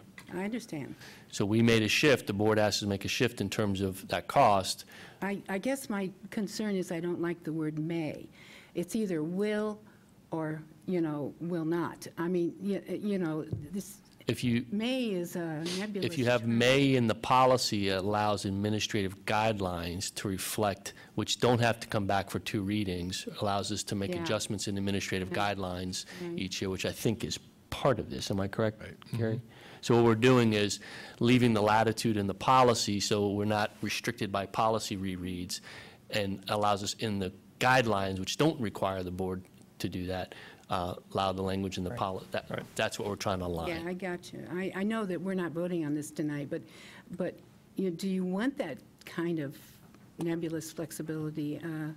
So you're saying you do. If you keep it will, then we don't have the option of paying for the volunteers that we need to pay for their bills, that they would Or have to we pay. write it as we will, pay for them all. But you may not want to pay for, I mean, you may I want don't know, Then it- that's what I'm then if you questioning. an allocation of dollars only. If we say, I think if we say we may, and we have this many volunteers and we've used up all of our allocation, but if we said we will, whether we have money allocated or not, we have to pay.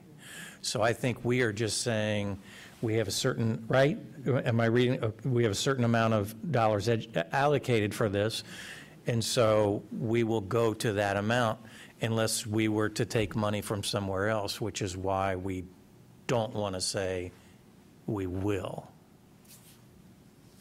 I hear you. I do not agree with that. I guess if we're going to do it for some, we should be doing it, paying for it for all. That's my concern. Okay. So for you, the notion would be, I'm just saying that's my concern. I'm just discussing it at this And- point. But and we that- kinda ran when I into- first read it, that was my feeling, you know. we kind of ran into that because we started with will not, and the board was not paying. We were charging the volunteers. And then we made a decision to start paying for the volunteers. So some folks who had already gone through Right. paid for theirs, and we made a policy change, and we started paying. So we had Right. that rub up there. Right. I see what you're saying. It would never be in my intent to make a change in that practice without looking at a point in time when we'd have to start doing that. In other words, looking at the funds available and saying, you know, at this pace, we're headed down the path of not being able to fund these at X point. Okay, so And you that- want to leave that open. And that leaves us the opportunity to come back to the board and talk about how we fund that or not fund that. But I'm not going to pull So the right rug now, out. the funds are from the Pepsi fund only? Okay. Yes, So if that dries up, then. Pepsi funds, as long as we have Yeah. contract with Pepsi. My wife Well, would prefer it be Coke, that's my thoughts. but I just am still thinking about it, but those are my thoughts. feel free to give me a call, or if you want to sit down and look at it, we can do You that. know, I mean, and I know you went through the difficult time because there was a time that we did not pay for any of them. I realize that. But now we're putting may, that word may in there, which concerns me. I'm not concerned about may, and I understand where your concern is, but what I don't want to do is set us up exactly as you described, Rick, where we've created a situation where we are bound to pay, we cannot cut, we cannot shift. If somebody comes back to us 10 times because they keep failing it, we're not bound to pay for certain things. And that's where the administrative guidelines come into play. You know, I think that one of the most important things about this policy is how these administrative guidelines are crafted. And following that then, and this is a question that I have, which isn't directly related to policy language, is what kind of training, what kind of information are we sharing now? What are we going to be sharing with our building staff and also with our parent groups? In regard to the change? Policy. Well, we've already started paying for it, so this is just getting the policy in line, and that seems to have been, it seems to have supported that change, because what we did was ramped up the requirements for certain kinds of volunteer work, which was a pushback point, and that, part of that was the inconvenience of having to go through that, and then the inconvenience of having to do that, and kind of the slap in the face was, not only are you going to make me do that, you're going to make me pay for it. And so we wanted to put it in a better position. So if we're going to ask you to do that, then we'd like to pay for it. And as long as our financial situation is such that we can, we'll continue to do that. And I hear what Dr. French says. My sense would be if we got to a point where we're starting to have problems funding that, then we have to revisit that practice. And where do we want to fund that from? But I think in the near future, we're in pretty good stead there. But I think that's good, especially in a district with the level of free and reduced lunch students that we have. The requirement for them to pay was an incredible slap in the face and kind of flies in the face of everything that we said that means a lot to us. I do have, and I debated this back and forth, and I was thinking about suggesting an amendment to this policy beyond the language that, the word change that is in there. And I'm decided not to do that, but I just want to register my distaste for the way this policy is worded. I think this policy is incredibly unfriendly in the way that it starts out. I think that it is cold and off-putting to our volunteers, and everything it says is accurate. It is technically appropriate. I have no argument with what it says technically, which is why I'm not suggesting an amendment, but I do find that it is cold and off-putting and suggests that volunteers are lesser in some ways than they are. So I'm just registering a philosophical complaint instead of offering an amendment. How many level 2s do we have? Do you know? I can find out, but that'll Okay. take me a... I would be interested in that information. Okay. Any other comments, concerns? Okay. And then 11.2 is the same thing. So why do we have it, just different numbers attached to that? Does anyone know? Because it fits in two sections of the Different policy book. So basically, well, not you know, call it policy book anymore, but basically, because it fits in two places, you don't want to restrict people's understanding of where that policy should be by only putting it in one. Same policy, in different both. number. Got Yeah. it.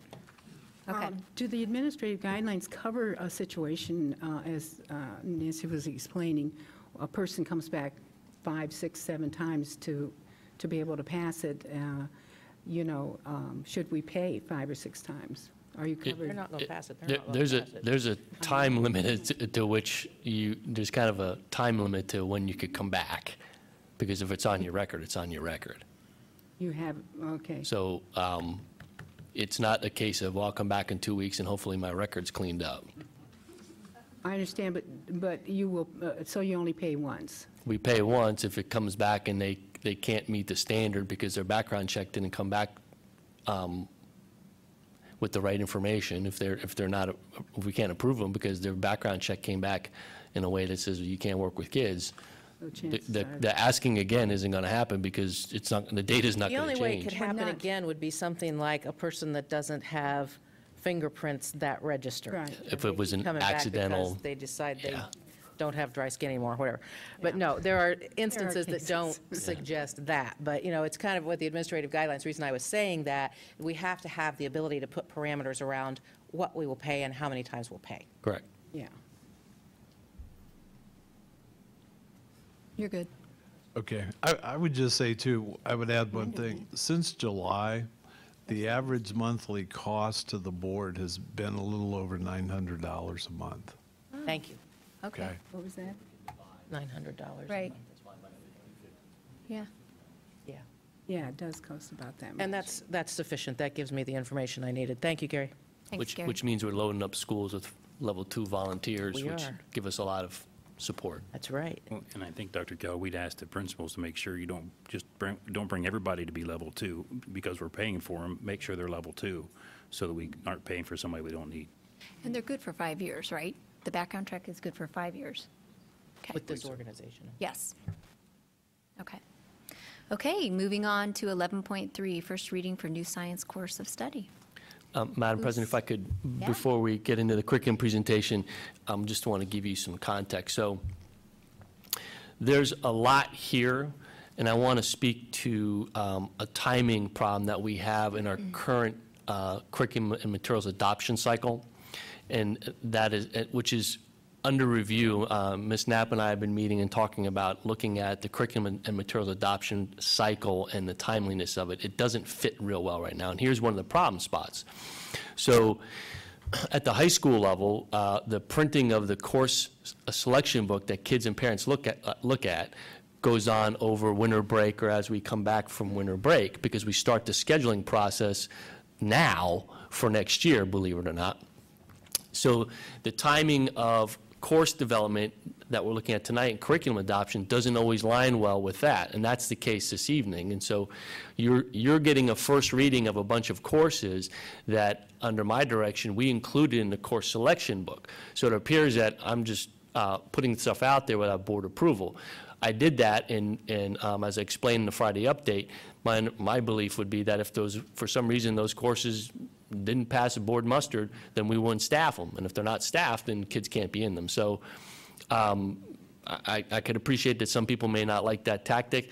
It's not uncommon that that happens, in that the timing of the board's ability to approve curriculum, particularly at the high school level, doesn't fit the scheduling timeline, and so these things happen. We are looking at lots of ways of changing that process so that, A, what we just talked about doesn't occur. B, another component that was added that's part of the new state law is the community piece, which is kind of ill-defined in the law.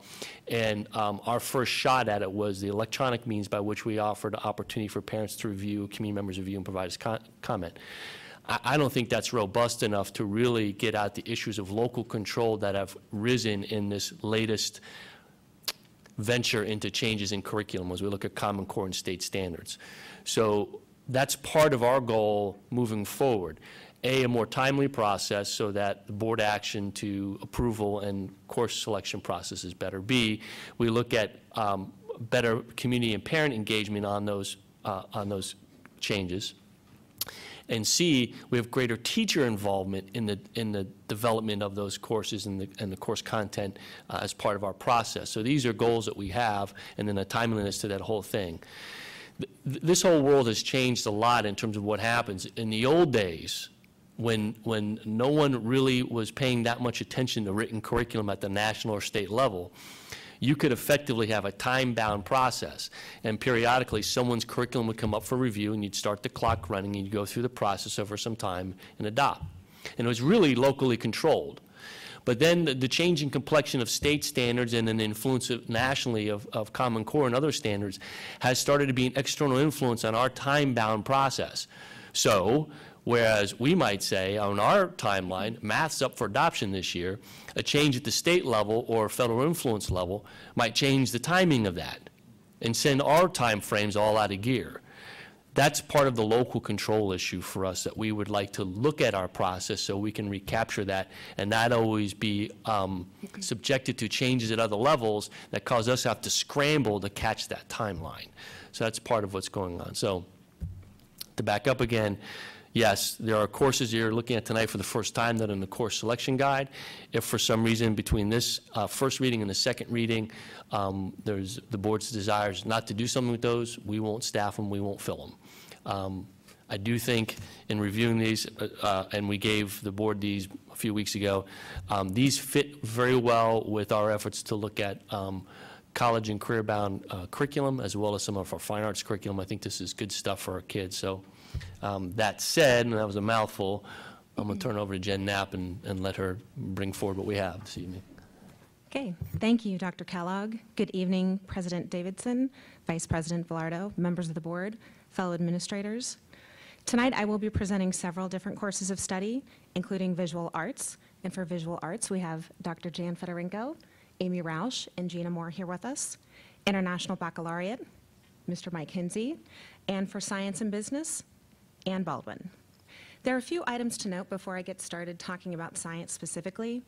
As Dr. Kellogg mentioned, we are revising our curriculum adoption process. You know, one of the external factors he alluded to is in 2010, we got a slew of new standards in English language arts, mathematics, science, and social studies. I don't think, you know, back in 2002 and 2004, the state kind of spread those out so that we could organize accordingly. But for our 4 major content areas to get all new content, over the past 4 years, we've been kind of scrambling to get those ready. We're also evaluating the components required of our courses of study, which currently include learning outcomes, scope and sequence, and assessment. And I must admit, as you review these courses of study, they don't all look the same. In part, this is because of where they come from. You know, ODE, the model curriculum for visual arts, looks markedly different than what is provided by science. And also, particular to tonight, we have 2 additional external factors. We have Columbus State Community College and what their expectations are, as well as International Baccalaureate. So what we do have are all of the components that are required of our courses of study, but we've been utilizing kind of those external factor how they organize it, which is something that we want to consider. The other component to that is that these are really for our teachers to utilize, and as the committees get together to develop these, it's the way in which they want to access. You know, maybe the visual arts teachers would like their course of study to look a little bit differently than what the business teachers do. But part of our feedback that John alluded to was these documents that we got from the feedback from the website was these documents are not very parent-friendly. If you could do maybe like a 1-page overview, that would be really helpful. And, you know, that got me thinking, they're exactly right.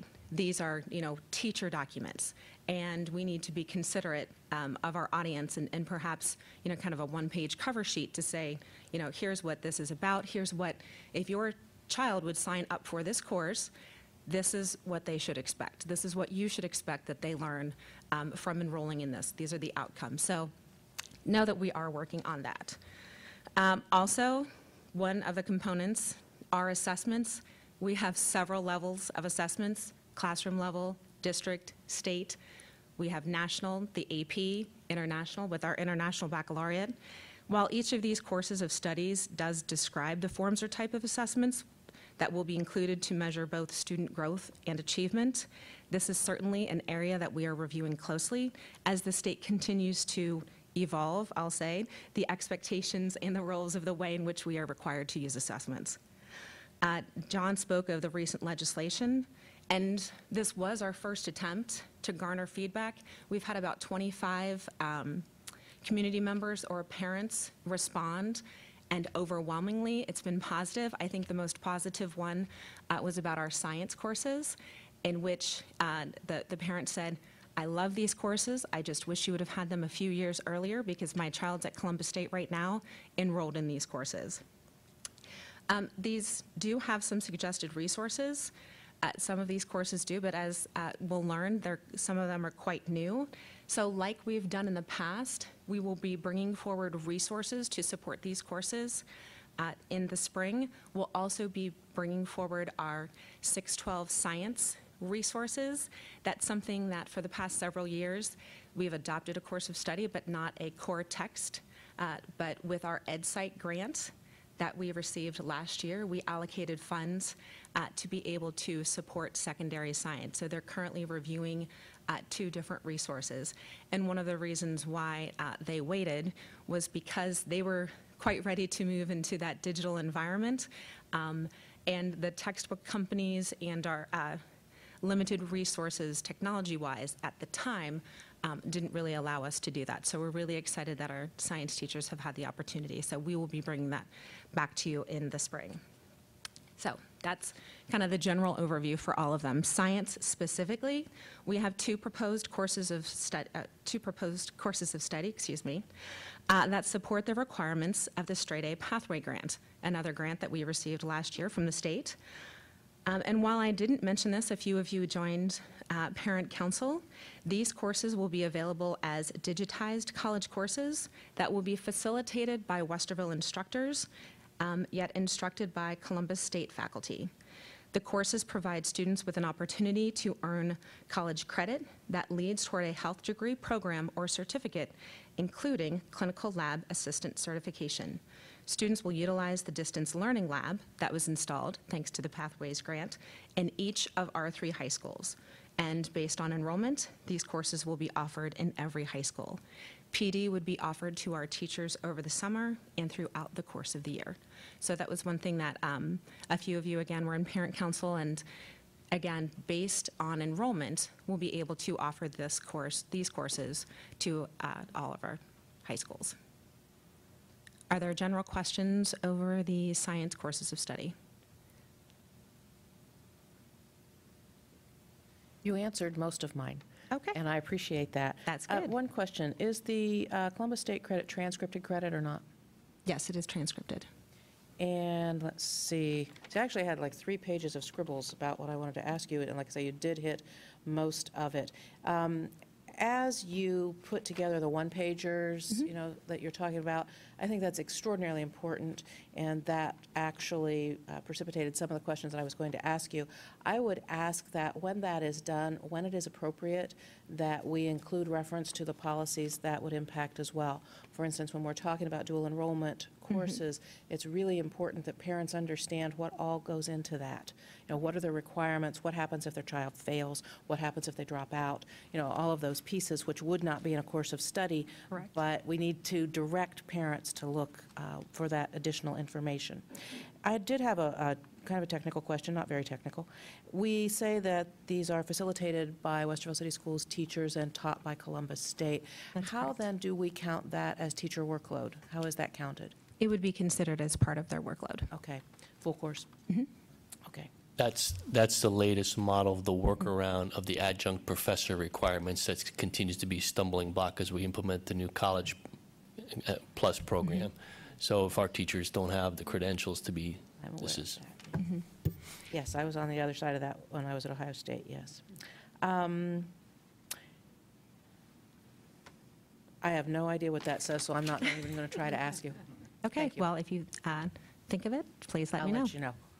Okay. All good? I do. Do any of the school districts around offer courses of study like this? And if so, what's their enrollment look like, if you know? This is new. I will defer to Ann Baldwin. Right now, Pickerington local schools are offering the medical terminology course, and they have a full classload of that. It's new for them this year. They're one of the first that are implementing the digitized course. So I'm actually working on scheduling a visit with their instructors in their classroom next month or so. That This, again, is might not pick part of the up on Pathways the grant that was new broadcast. to all of our districts last repeat it? year. so what Ms. Baldwin said, so as a reminder, this is part of the first straight A grant. We got the Pathways piece, and part of that grant offered Columbus State opportunity to digitize some of their curriculum. Pickerington implemented this year the medical terminologies course and has full enrollment. So that's a good test model. They have a 2 high school system, yeah. So we'll get to see how this plays out. And I know you said that all of the high schools, if there's enrollment there, they will have these classes. Correct. But I'm wondering, because we haven't talked about this in a while, what about transportation if that wouldn't happen? Is that going to be available? Have we thought about that yet? Because we talked about that with the Pathways. And currently, you know, if our students are juniors or seniors and have the capacity to drive, it's not something, we don't currently have transportation available for students, but I know that that's something that we've been looking into. And I think, honestly, having the distance learning lab can really help with that situation, because even if, you know, there's a handful of students who want to take certain coursework that's offered within our district, we could make that available to them. So I think in the long run, that'll be a fully utilized space. Okay.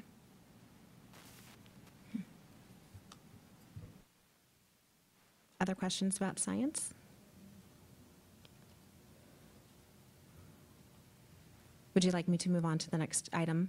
Yes. Yes, Let's okay. move on to 11.4, new business career technical courses of study. Yes, our proposed business courses also align with our Pathways grant and include 5 courses which utilize the new career technical standards developed by ODE and follow the Business Administrative Services pathway. 3 courses provide opportunity for dual credit. that can lead toward a business degree program or certificate, including the supply chain management certification.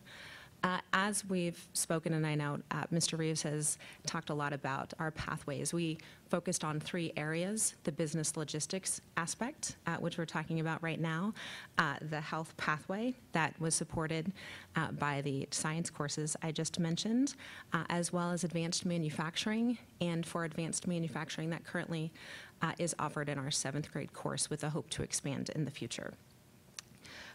One of our courses, we have 21st Century Skills that is currently offered.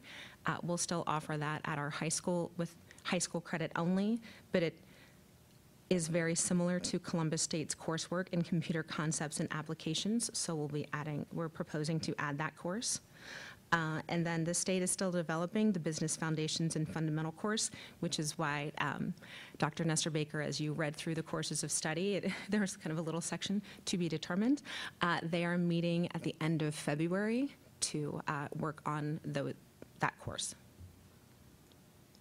Are there any questions about business? I had one.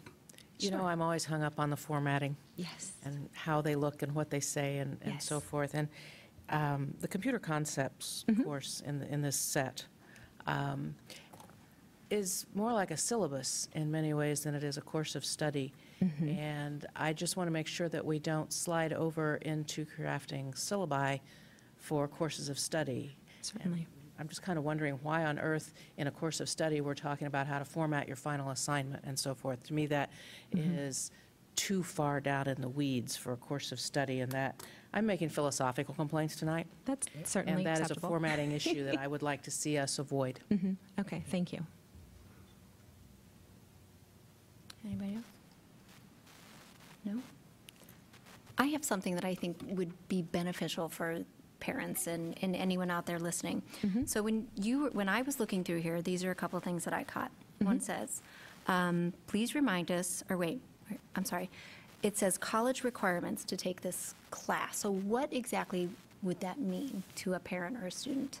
It honestly depends on the course. Okay. What we'll be asking our students to do, one course has no prerequisites. Several of them, you do need to take the Compass test and earn a certain score, either in the writing portion or the reading portion. In some cases, it's your ACT score, if you would like to use that in lieu of taking the Compass test. But it is different, and that's something that we have included in our course description so that every student knows and every parent knows what those prerequisites are. So, Okay. as you look at the course of study, and I wish it was kind of one fell swoop, but in some cases you need an 18 or you need a 21 or a 61 or an 81. They do vary from department to department and course to course. Great. These are really neat courses. They're All of exciting, the ones aren't that they? you've talked about, the business ones and the health ones, they're really, really neat. Good, thank you. Okay, moving on to 11.5, the visual arts, 9 through 12, courses of study. Yes. The visual arts courses of study refines the focus of each of the courses that we've been offering in the past to address and exemplify the state academic content standards for the arts. The proposed courses of study were developed to assure that the content and skills taught in each course at each school are consistent, aligned to the standards, and focused on a scope and sequence. This is really something that Dr. Fedorenko and her team worked on, that vertical alignment of the visual arts curriculum that she's been working very hard on, and she's also working on the music course of study for K-12 as well. And later this spring, she will be presenting an overview of the fine arts programming, again, to include both music and visual arts. I really like this course of study. I like the way it's presented. I like what it does. I like the approach to vertical alignment. This is a stellar piece of work. Man, you should retire today. Yeah, retire now, Jan. Retire now. Go out on cloud nine.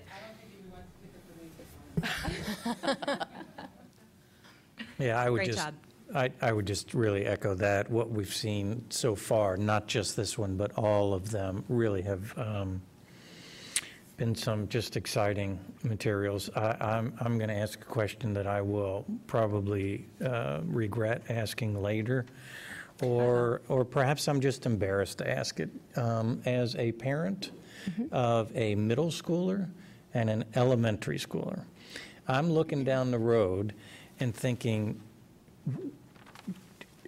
how do we communicate to future students the mass of opportunities that they have before them, and the parents? So, and I get, all of you have like older kids or like really old kids.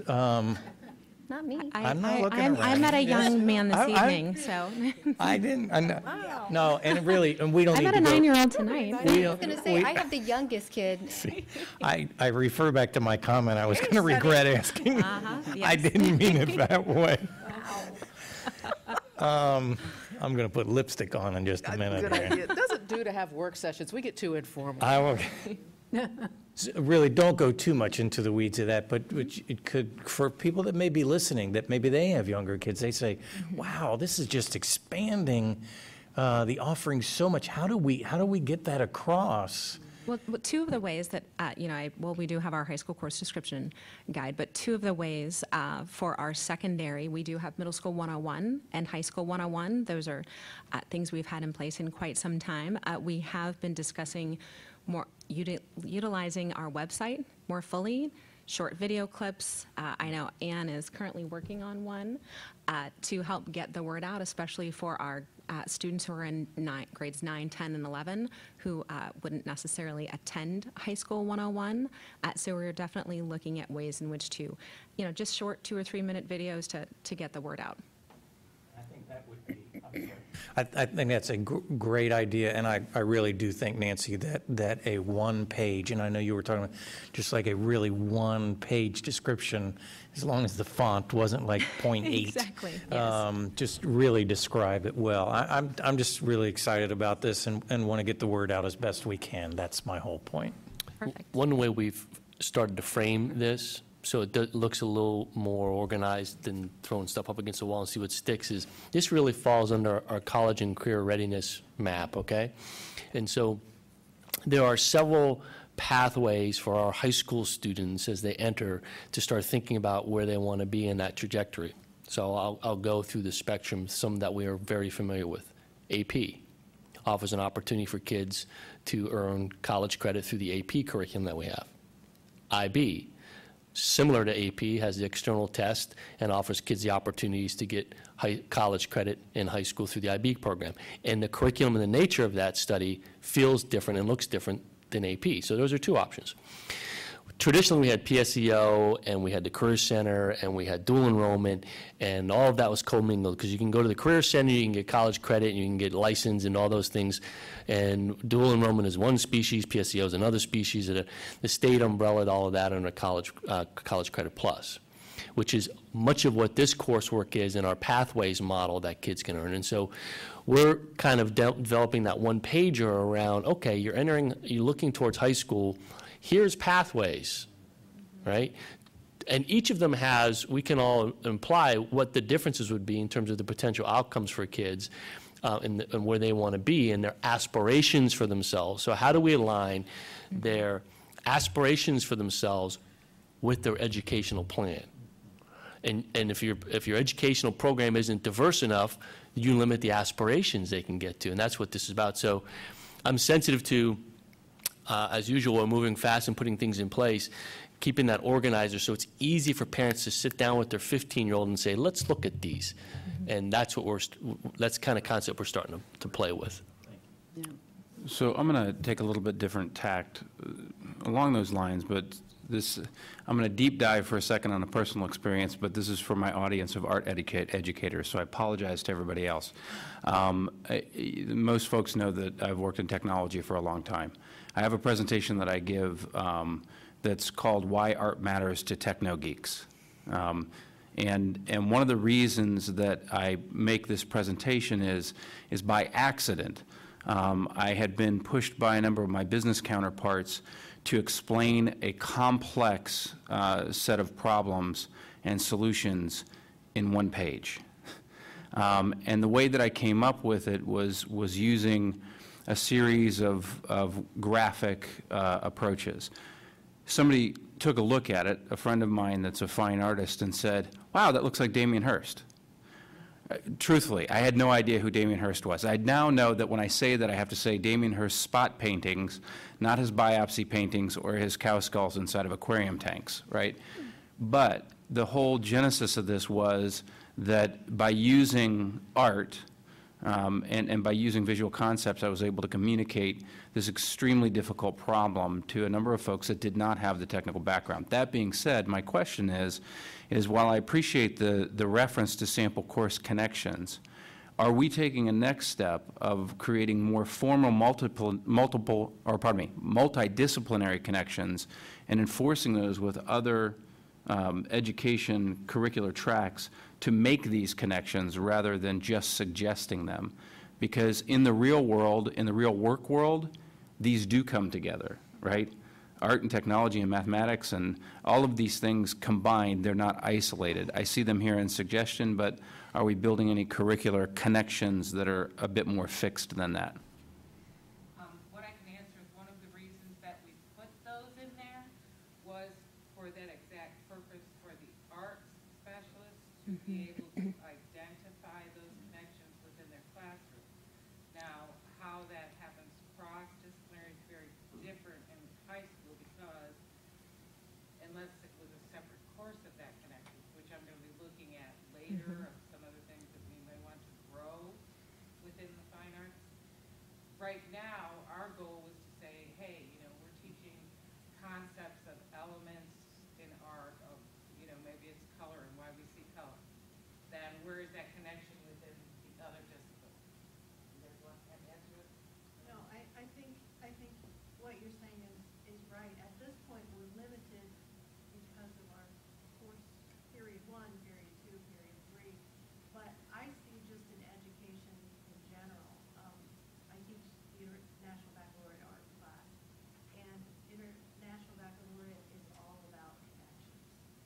Everything is connected, and so I think that we just do that within our class, and I'd love to see your presentations like that. Yeah, that's what I said. That needs to come to the high school level. Happy to share. We'll figure out a way to do that. That'd be great. And when you will later on see an elementary courses study, which will have the same concept, and we are working a lot on that at the elementary level where there's a little more opportunity for those partnerships to start that. I was a high school art teacher, and as Amy said, it's really hard when you have these segmented courses. So there is some ideas there. I also think it's a matter of instructional design approach. Where in the traditional model, I stood at the front of the class as the biology teacher imparting biology knowledge to kids and determining how they were going to show their knowledge to me. A student-centered approach, which is what we're trying to get to, I become more of a guide along their exploration, their learning, and creating circumstances in which they can learn, and they can determine how they want to demonstrate their learning to me.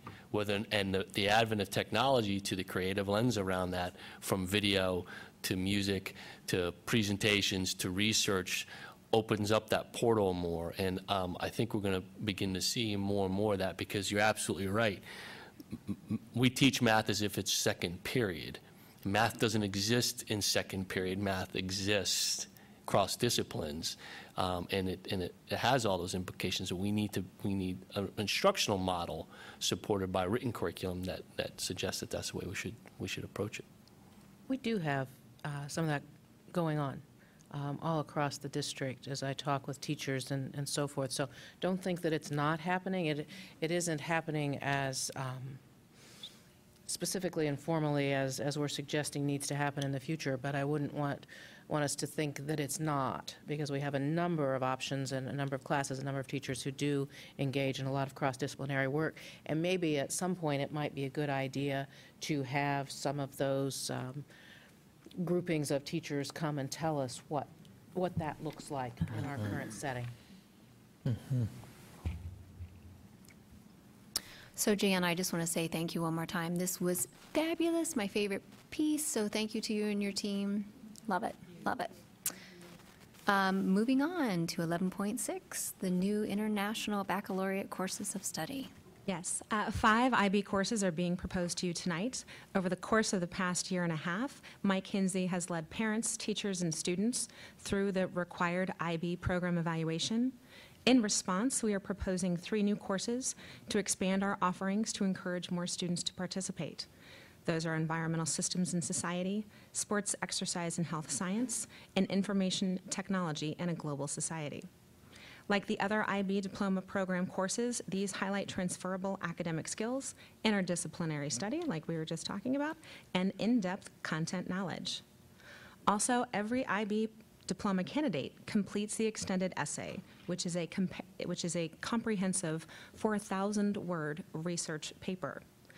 Adding this course as a credit-bearing elective to students will support them in this very rigorous expectation. Basically, students will now earn an elective credit by completing the required work of the extended essay. This is really what Mike Hinsey and his team determined, because making it a first semester course, again, no requirements will change, nor will the student, or that won't require any additional FTE. It's just keeping, helping to monitor the progress. As he mentioned, 4,000 words for a student can be quite overwhelming. I would have to think about if I've written a 4,000 word paper. I'd have to dig back in my college days. So that's what the extended essay course entails. Finally, the IB organization has designed another path for students, which is the IBCP, because we need more acronyms, which is the International Baccalaureate Career-Related Program, in which you would earn an IBCP, which is the International Baccalaureate Career Certificate. And this allows students the opportunity to complete that career-related program while taking 2 IB diploma courses and Approaches for Learning. And Approaches for Learning is what's before you tonight, which is a professional skills course. By providing students with career and technical training, you hear IB and that interdisciplinary, this will increase employability and advanced communication skills while they participate in rigorous college preparatory courses. So this program will give students that great opportunity to be both college and career ready. And those are the IB courses. Are there questions specifically? Now, this is something per IB that is only housed at South. So if students would want to enroll in this program, they would, or participate in this program, they would need to enroll at South. You mentioned that adding these courses gives us the possibility or likelihood of increasing enrollment in the program. That is correct. And I think that's a wonderful thing, and I want to see us do that. I think that's really important. And as we do that, as we make these courses available, we need to also step back and make sure that we are adequately staffing so that we make that the kind of experience that it needs to be, so that we have the students who come, so we have the enrollment, and then we need to look at what the burden is that we place on families around IB. So in other words, this is good stuff, and it's highly rigorous. It is a very mentally strenuous approach, but it has great reward in it as we do it. And I'm extremely proud of IB. And as we expand it, which I believe we should do, we need to take a look at some of the structural issues that we have created over years with that program. Okay. So as we add courses, how does this impact staff? Well, with the science courses and the art courses, we're not seeing that that would impact FTE. With IB and business, in order to offer the opportunities that we want to, we would require additional FTE, and that could be through staff reallocation, or we might need to ask for additional FTE in the spring as we look at our financial forecast in the coming year.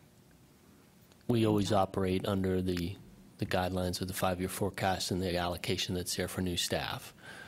So as Jennifer suggested, there may be cases where as we start to look at bringing our staffing recommendations forward and how they're impacted by these courses, that'll fold into it, as well as she said, reallocation of staff as we have retirements. One of the things that this is kind of addressing, I don't like to go back in history this much, but some of the lost electives through cuts that occurred at the high school, this is kind of a backfill on some of that and an expansion. But I like the direction because it's a bit more purposeful in terms of outcomes for students. We're talking about kids getting college credit, technical credit, professional licenses, et cetera, that are part of these curriculums, so they have a stronger purpose to them. But we always operate under that 5-year forecast allocation. Great. Thank you so much. Appreciate it. Thank you, and thank you everyone for all of your work.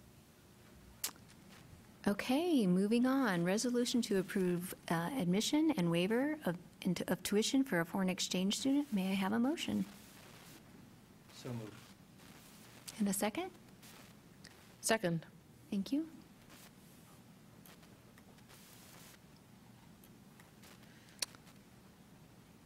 Does anyone want to talk to us about this? Did we Do you miss want me that to one, or is talk? that just a new one?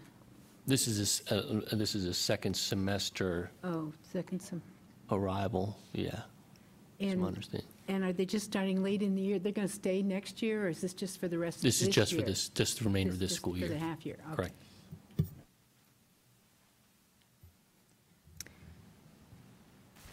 Any questions, concerns, comments? Okay. Bart? Mr. Velardo, Yes. Dr. Nestor Baker, Yes. Mr. Byrd, Yes. Dr. French, Yes, Mrs. Davidson. Yes. Okay, 13.1, public comments. And please forgive me if I mispronounce your name. Buwa? Is that right? Buwan? Buwan. And will you help me with your last name too? Rai Correo. Okay. Just a friendly reminder, you have 5 minutes, and we'll put it up on the screen, and we look forward to hearing your comments. My name is Bhuvan Pekuril. I'm a parent. Now I have a daughter going to a first grade in Marktown Elementary School. And thank you so much for doing all the things that you're doing for my daughter. She's enjoying, and thank you again. I have a concern regarding kindergartens in the schools. I have a son who will be going to kindergarten next year, and he's supposed to be in a pre-K, but unfortunately doesn't have that. And also, my cousin is going to a kindergarten which is half-time, which I think is a big loss for both of them. And it's something I think cannot be recovered in their entire life. And also, we speak different language at home, meaning that English is a second language. We are very good in my Nepali. I speak Nepali at home, and my daughter and my son, both of them are very fluent in Nepali. Having said that, English is required in this country. So being English as a second language, still they will be struggling for not having a full-day kindergarten. But I think it is for all the population, whether the English as a first or second language, full-day kindergarten is a requirement for the child's success in their life. And also I've seen some research, a child going to a kindergarten with the pre-K and child having a full-time kindergarten has a fairly very high chance of getting success in their life, in the career, at the end of the day. So that's my comment, and because it's my first time coming to the board meeting and great to listen, thank you so much. Thank you. Thank you so much. Whoops, let's try it again. Thank you so much. Okay, up next, is it Hari?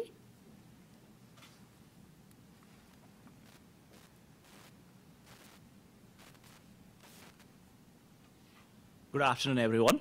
Thank you for providing this opportunity to speak in front of the mass and the board. Thank you for this pleasure.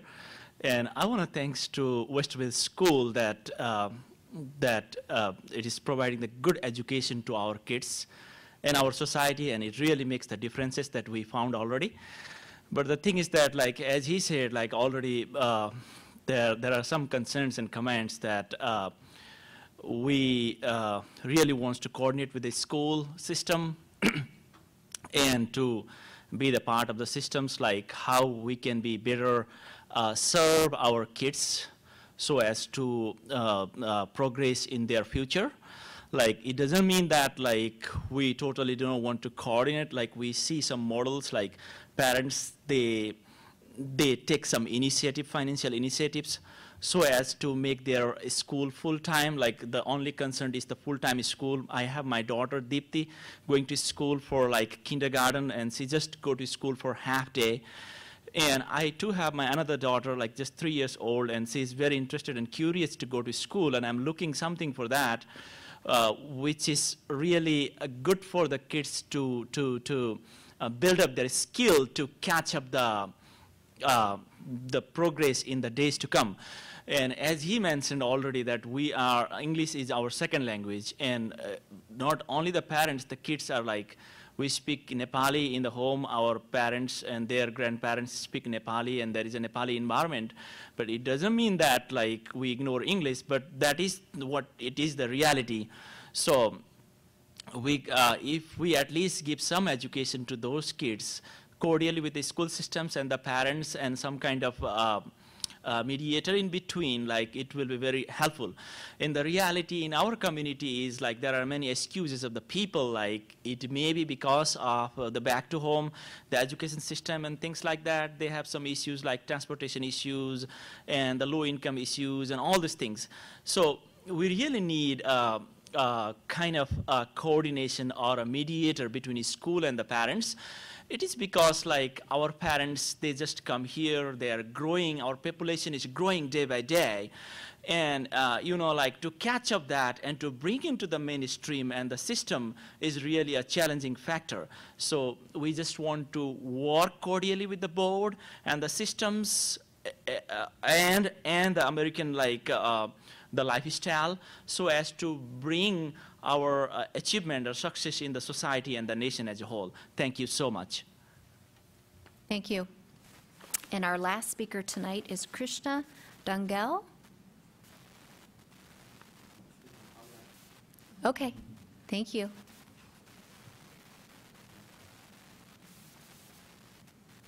म सबैलाई नमस्ते गर्छु मेरो language छैन नेपाली हुँ I want to do namaste. There's a way we greet in Nepali. I don't have English, so I'm talking Nepali. Stitcher sir Stitcher दिदी बहिनी दाजुभाइलाई सबैलाई मेरो नमस्कार हाम्रा नानीहरू अब पुरा टाइम पढ्न पाएनन् हामी नेपालदेखि लखेटेर भुटानदेखि लखेटेर नेपाल आयौँ नेपालदेखि बाट पनि यहाँ आएर हाम्रा नानीहरूले पुरा टाइम पढ्न पाएन के भएर होला भन्ने एउटा एजेन्डा सानो थियो मेरो So again, I want to do namaste to everyone. That's the way of greeting. Nepali greetings is the namaste. So we were evicted from Bhutan and were in Nepal refugee camp for many years and come back to this country for resettled. And thank you for giving us a chance. But still coming here, our kids are not getting full-time school. So that's a big concern. And I just want to know why that happens.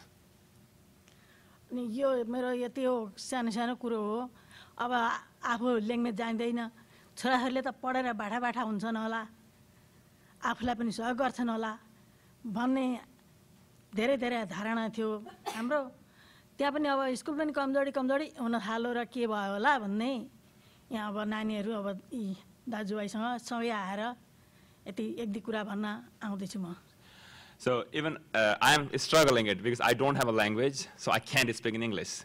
So I always think that my kids will be fluent in English and they can be coping up with the environment here. But and that's the reason that I have to bring these people to talk for me, where I cannot speak with you, which I really feel that I can speak. I really want. So when the schools are not addressing the need at times, I feel that how that could be, again, there will be another regret my child will be facing in the days to come. आजको यति मेरो दुई शब्द यहीँ राख्दै म सबैलाई धन्यवाद माग्दै बिदा गर्छु So this is what I want to tell, and I want to thank you again. Thank you so much for each and every one of you, and I want to conclude here. Thank you. Thank you so very much. I'm not registered to speak, but can I step up and speak? Sure. You have 5 minutes, and will you give us your name when you get up there? Good evening. My name is Melissa Hicks. I've got 3 children in the Westerville School District. We've been here for 10 years. Since the implementation of this Common Core, I've seen a big struggle, not only with my children, but throughout at least my school and for families at other Westerville schools.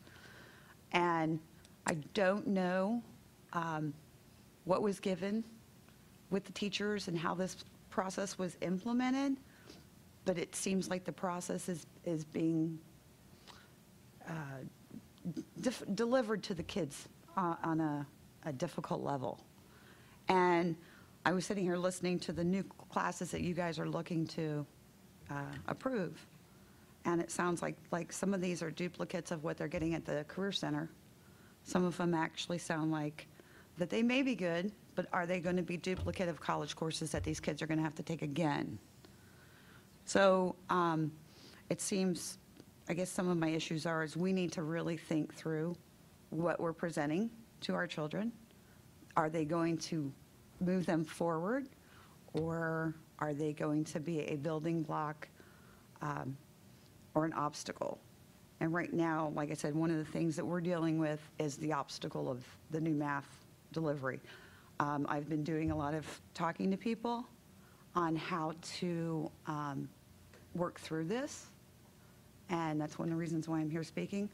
And with these new courses, I would really like to see a lot of thought process going to what it takes for the teachers to deliver this to the students so that they actually gain knowledge and not just go through a process of learning, you know, a stepping stone. Because right now I'm seeing a lot of struggle with the new introduction for the Common Core stuff.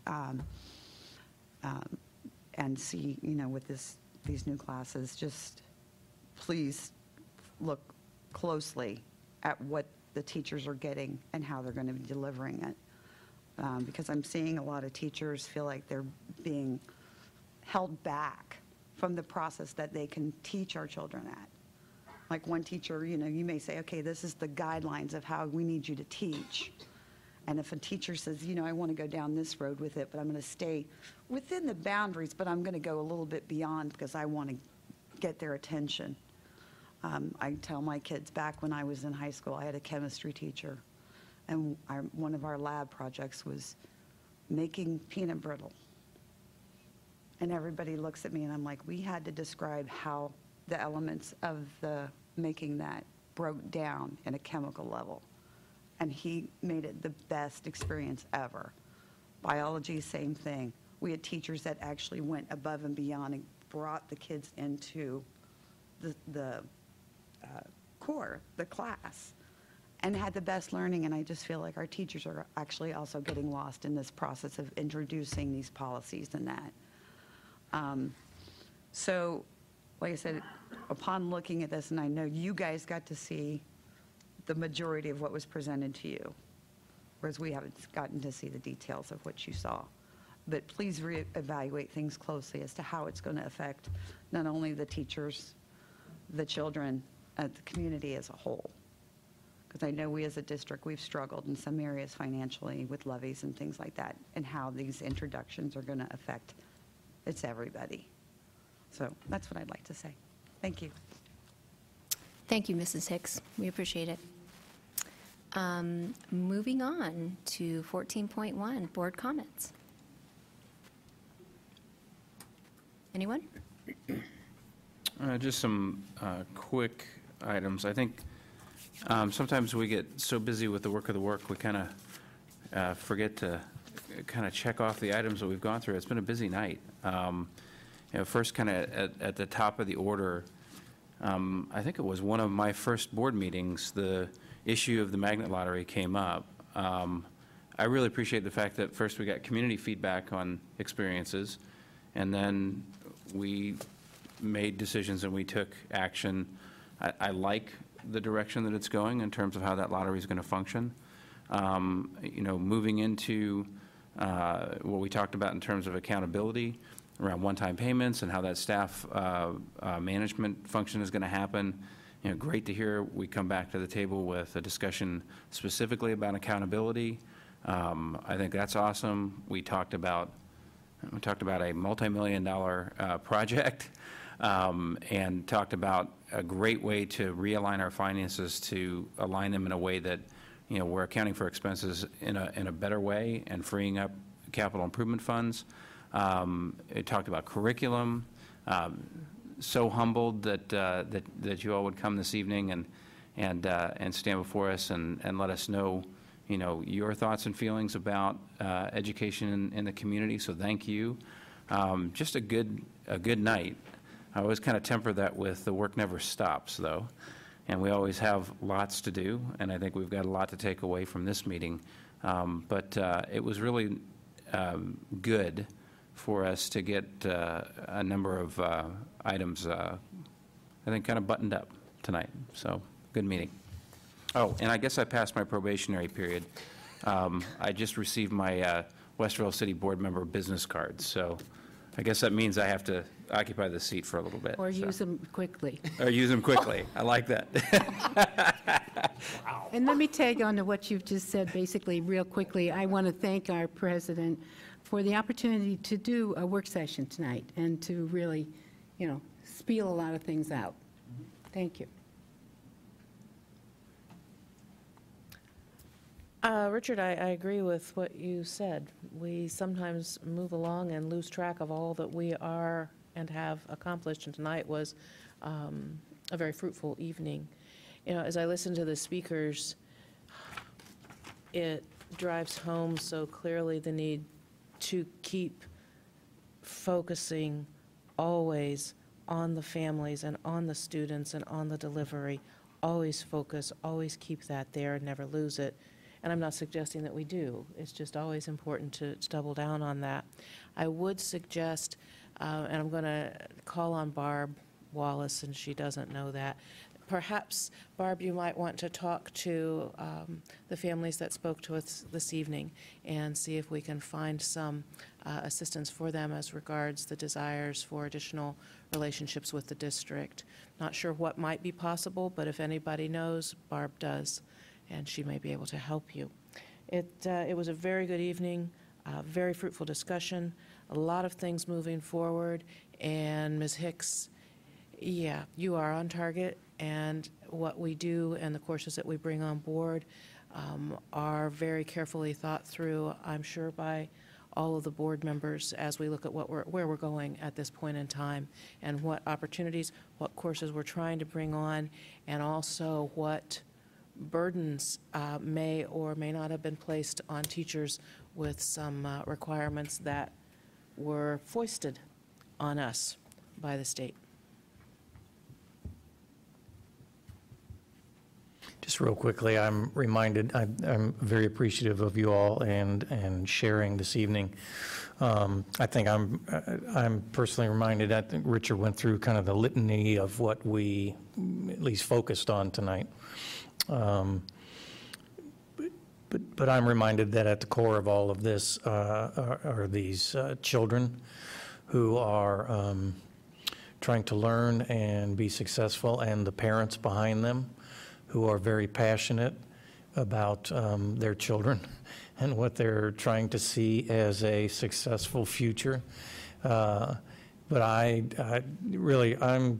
reminded tonight that I am exceedingly humbled to be sitting up at this table with the strength of my fellow board members and the two staff, that I'm really surprised that I get to do this.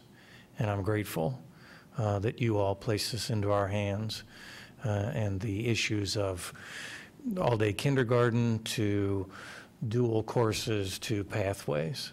I just am just exceedingly honored and humbled to be a part of the discussion and process.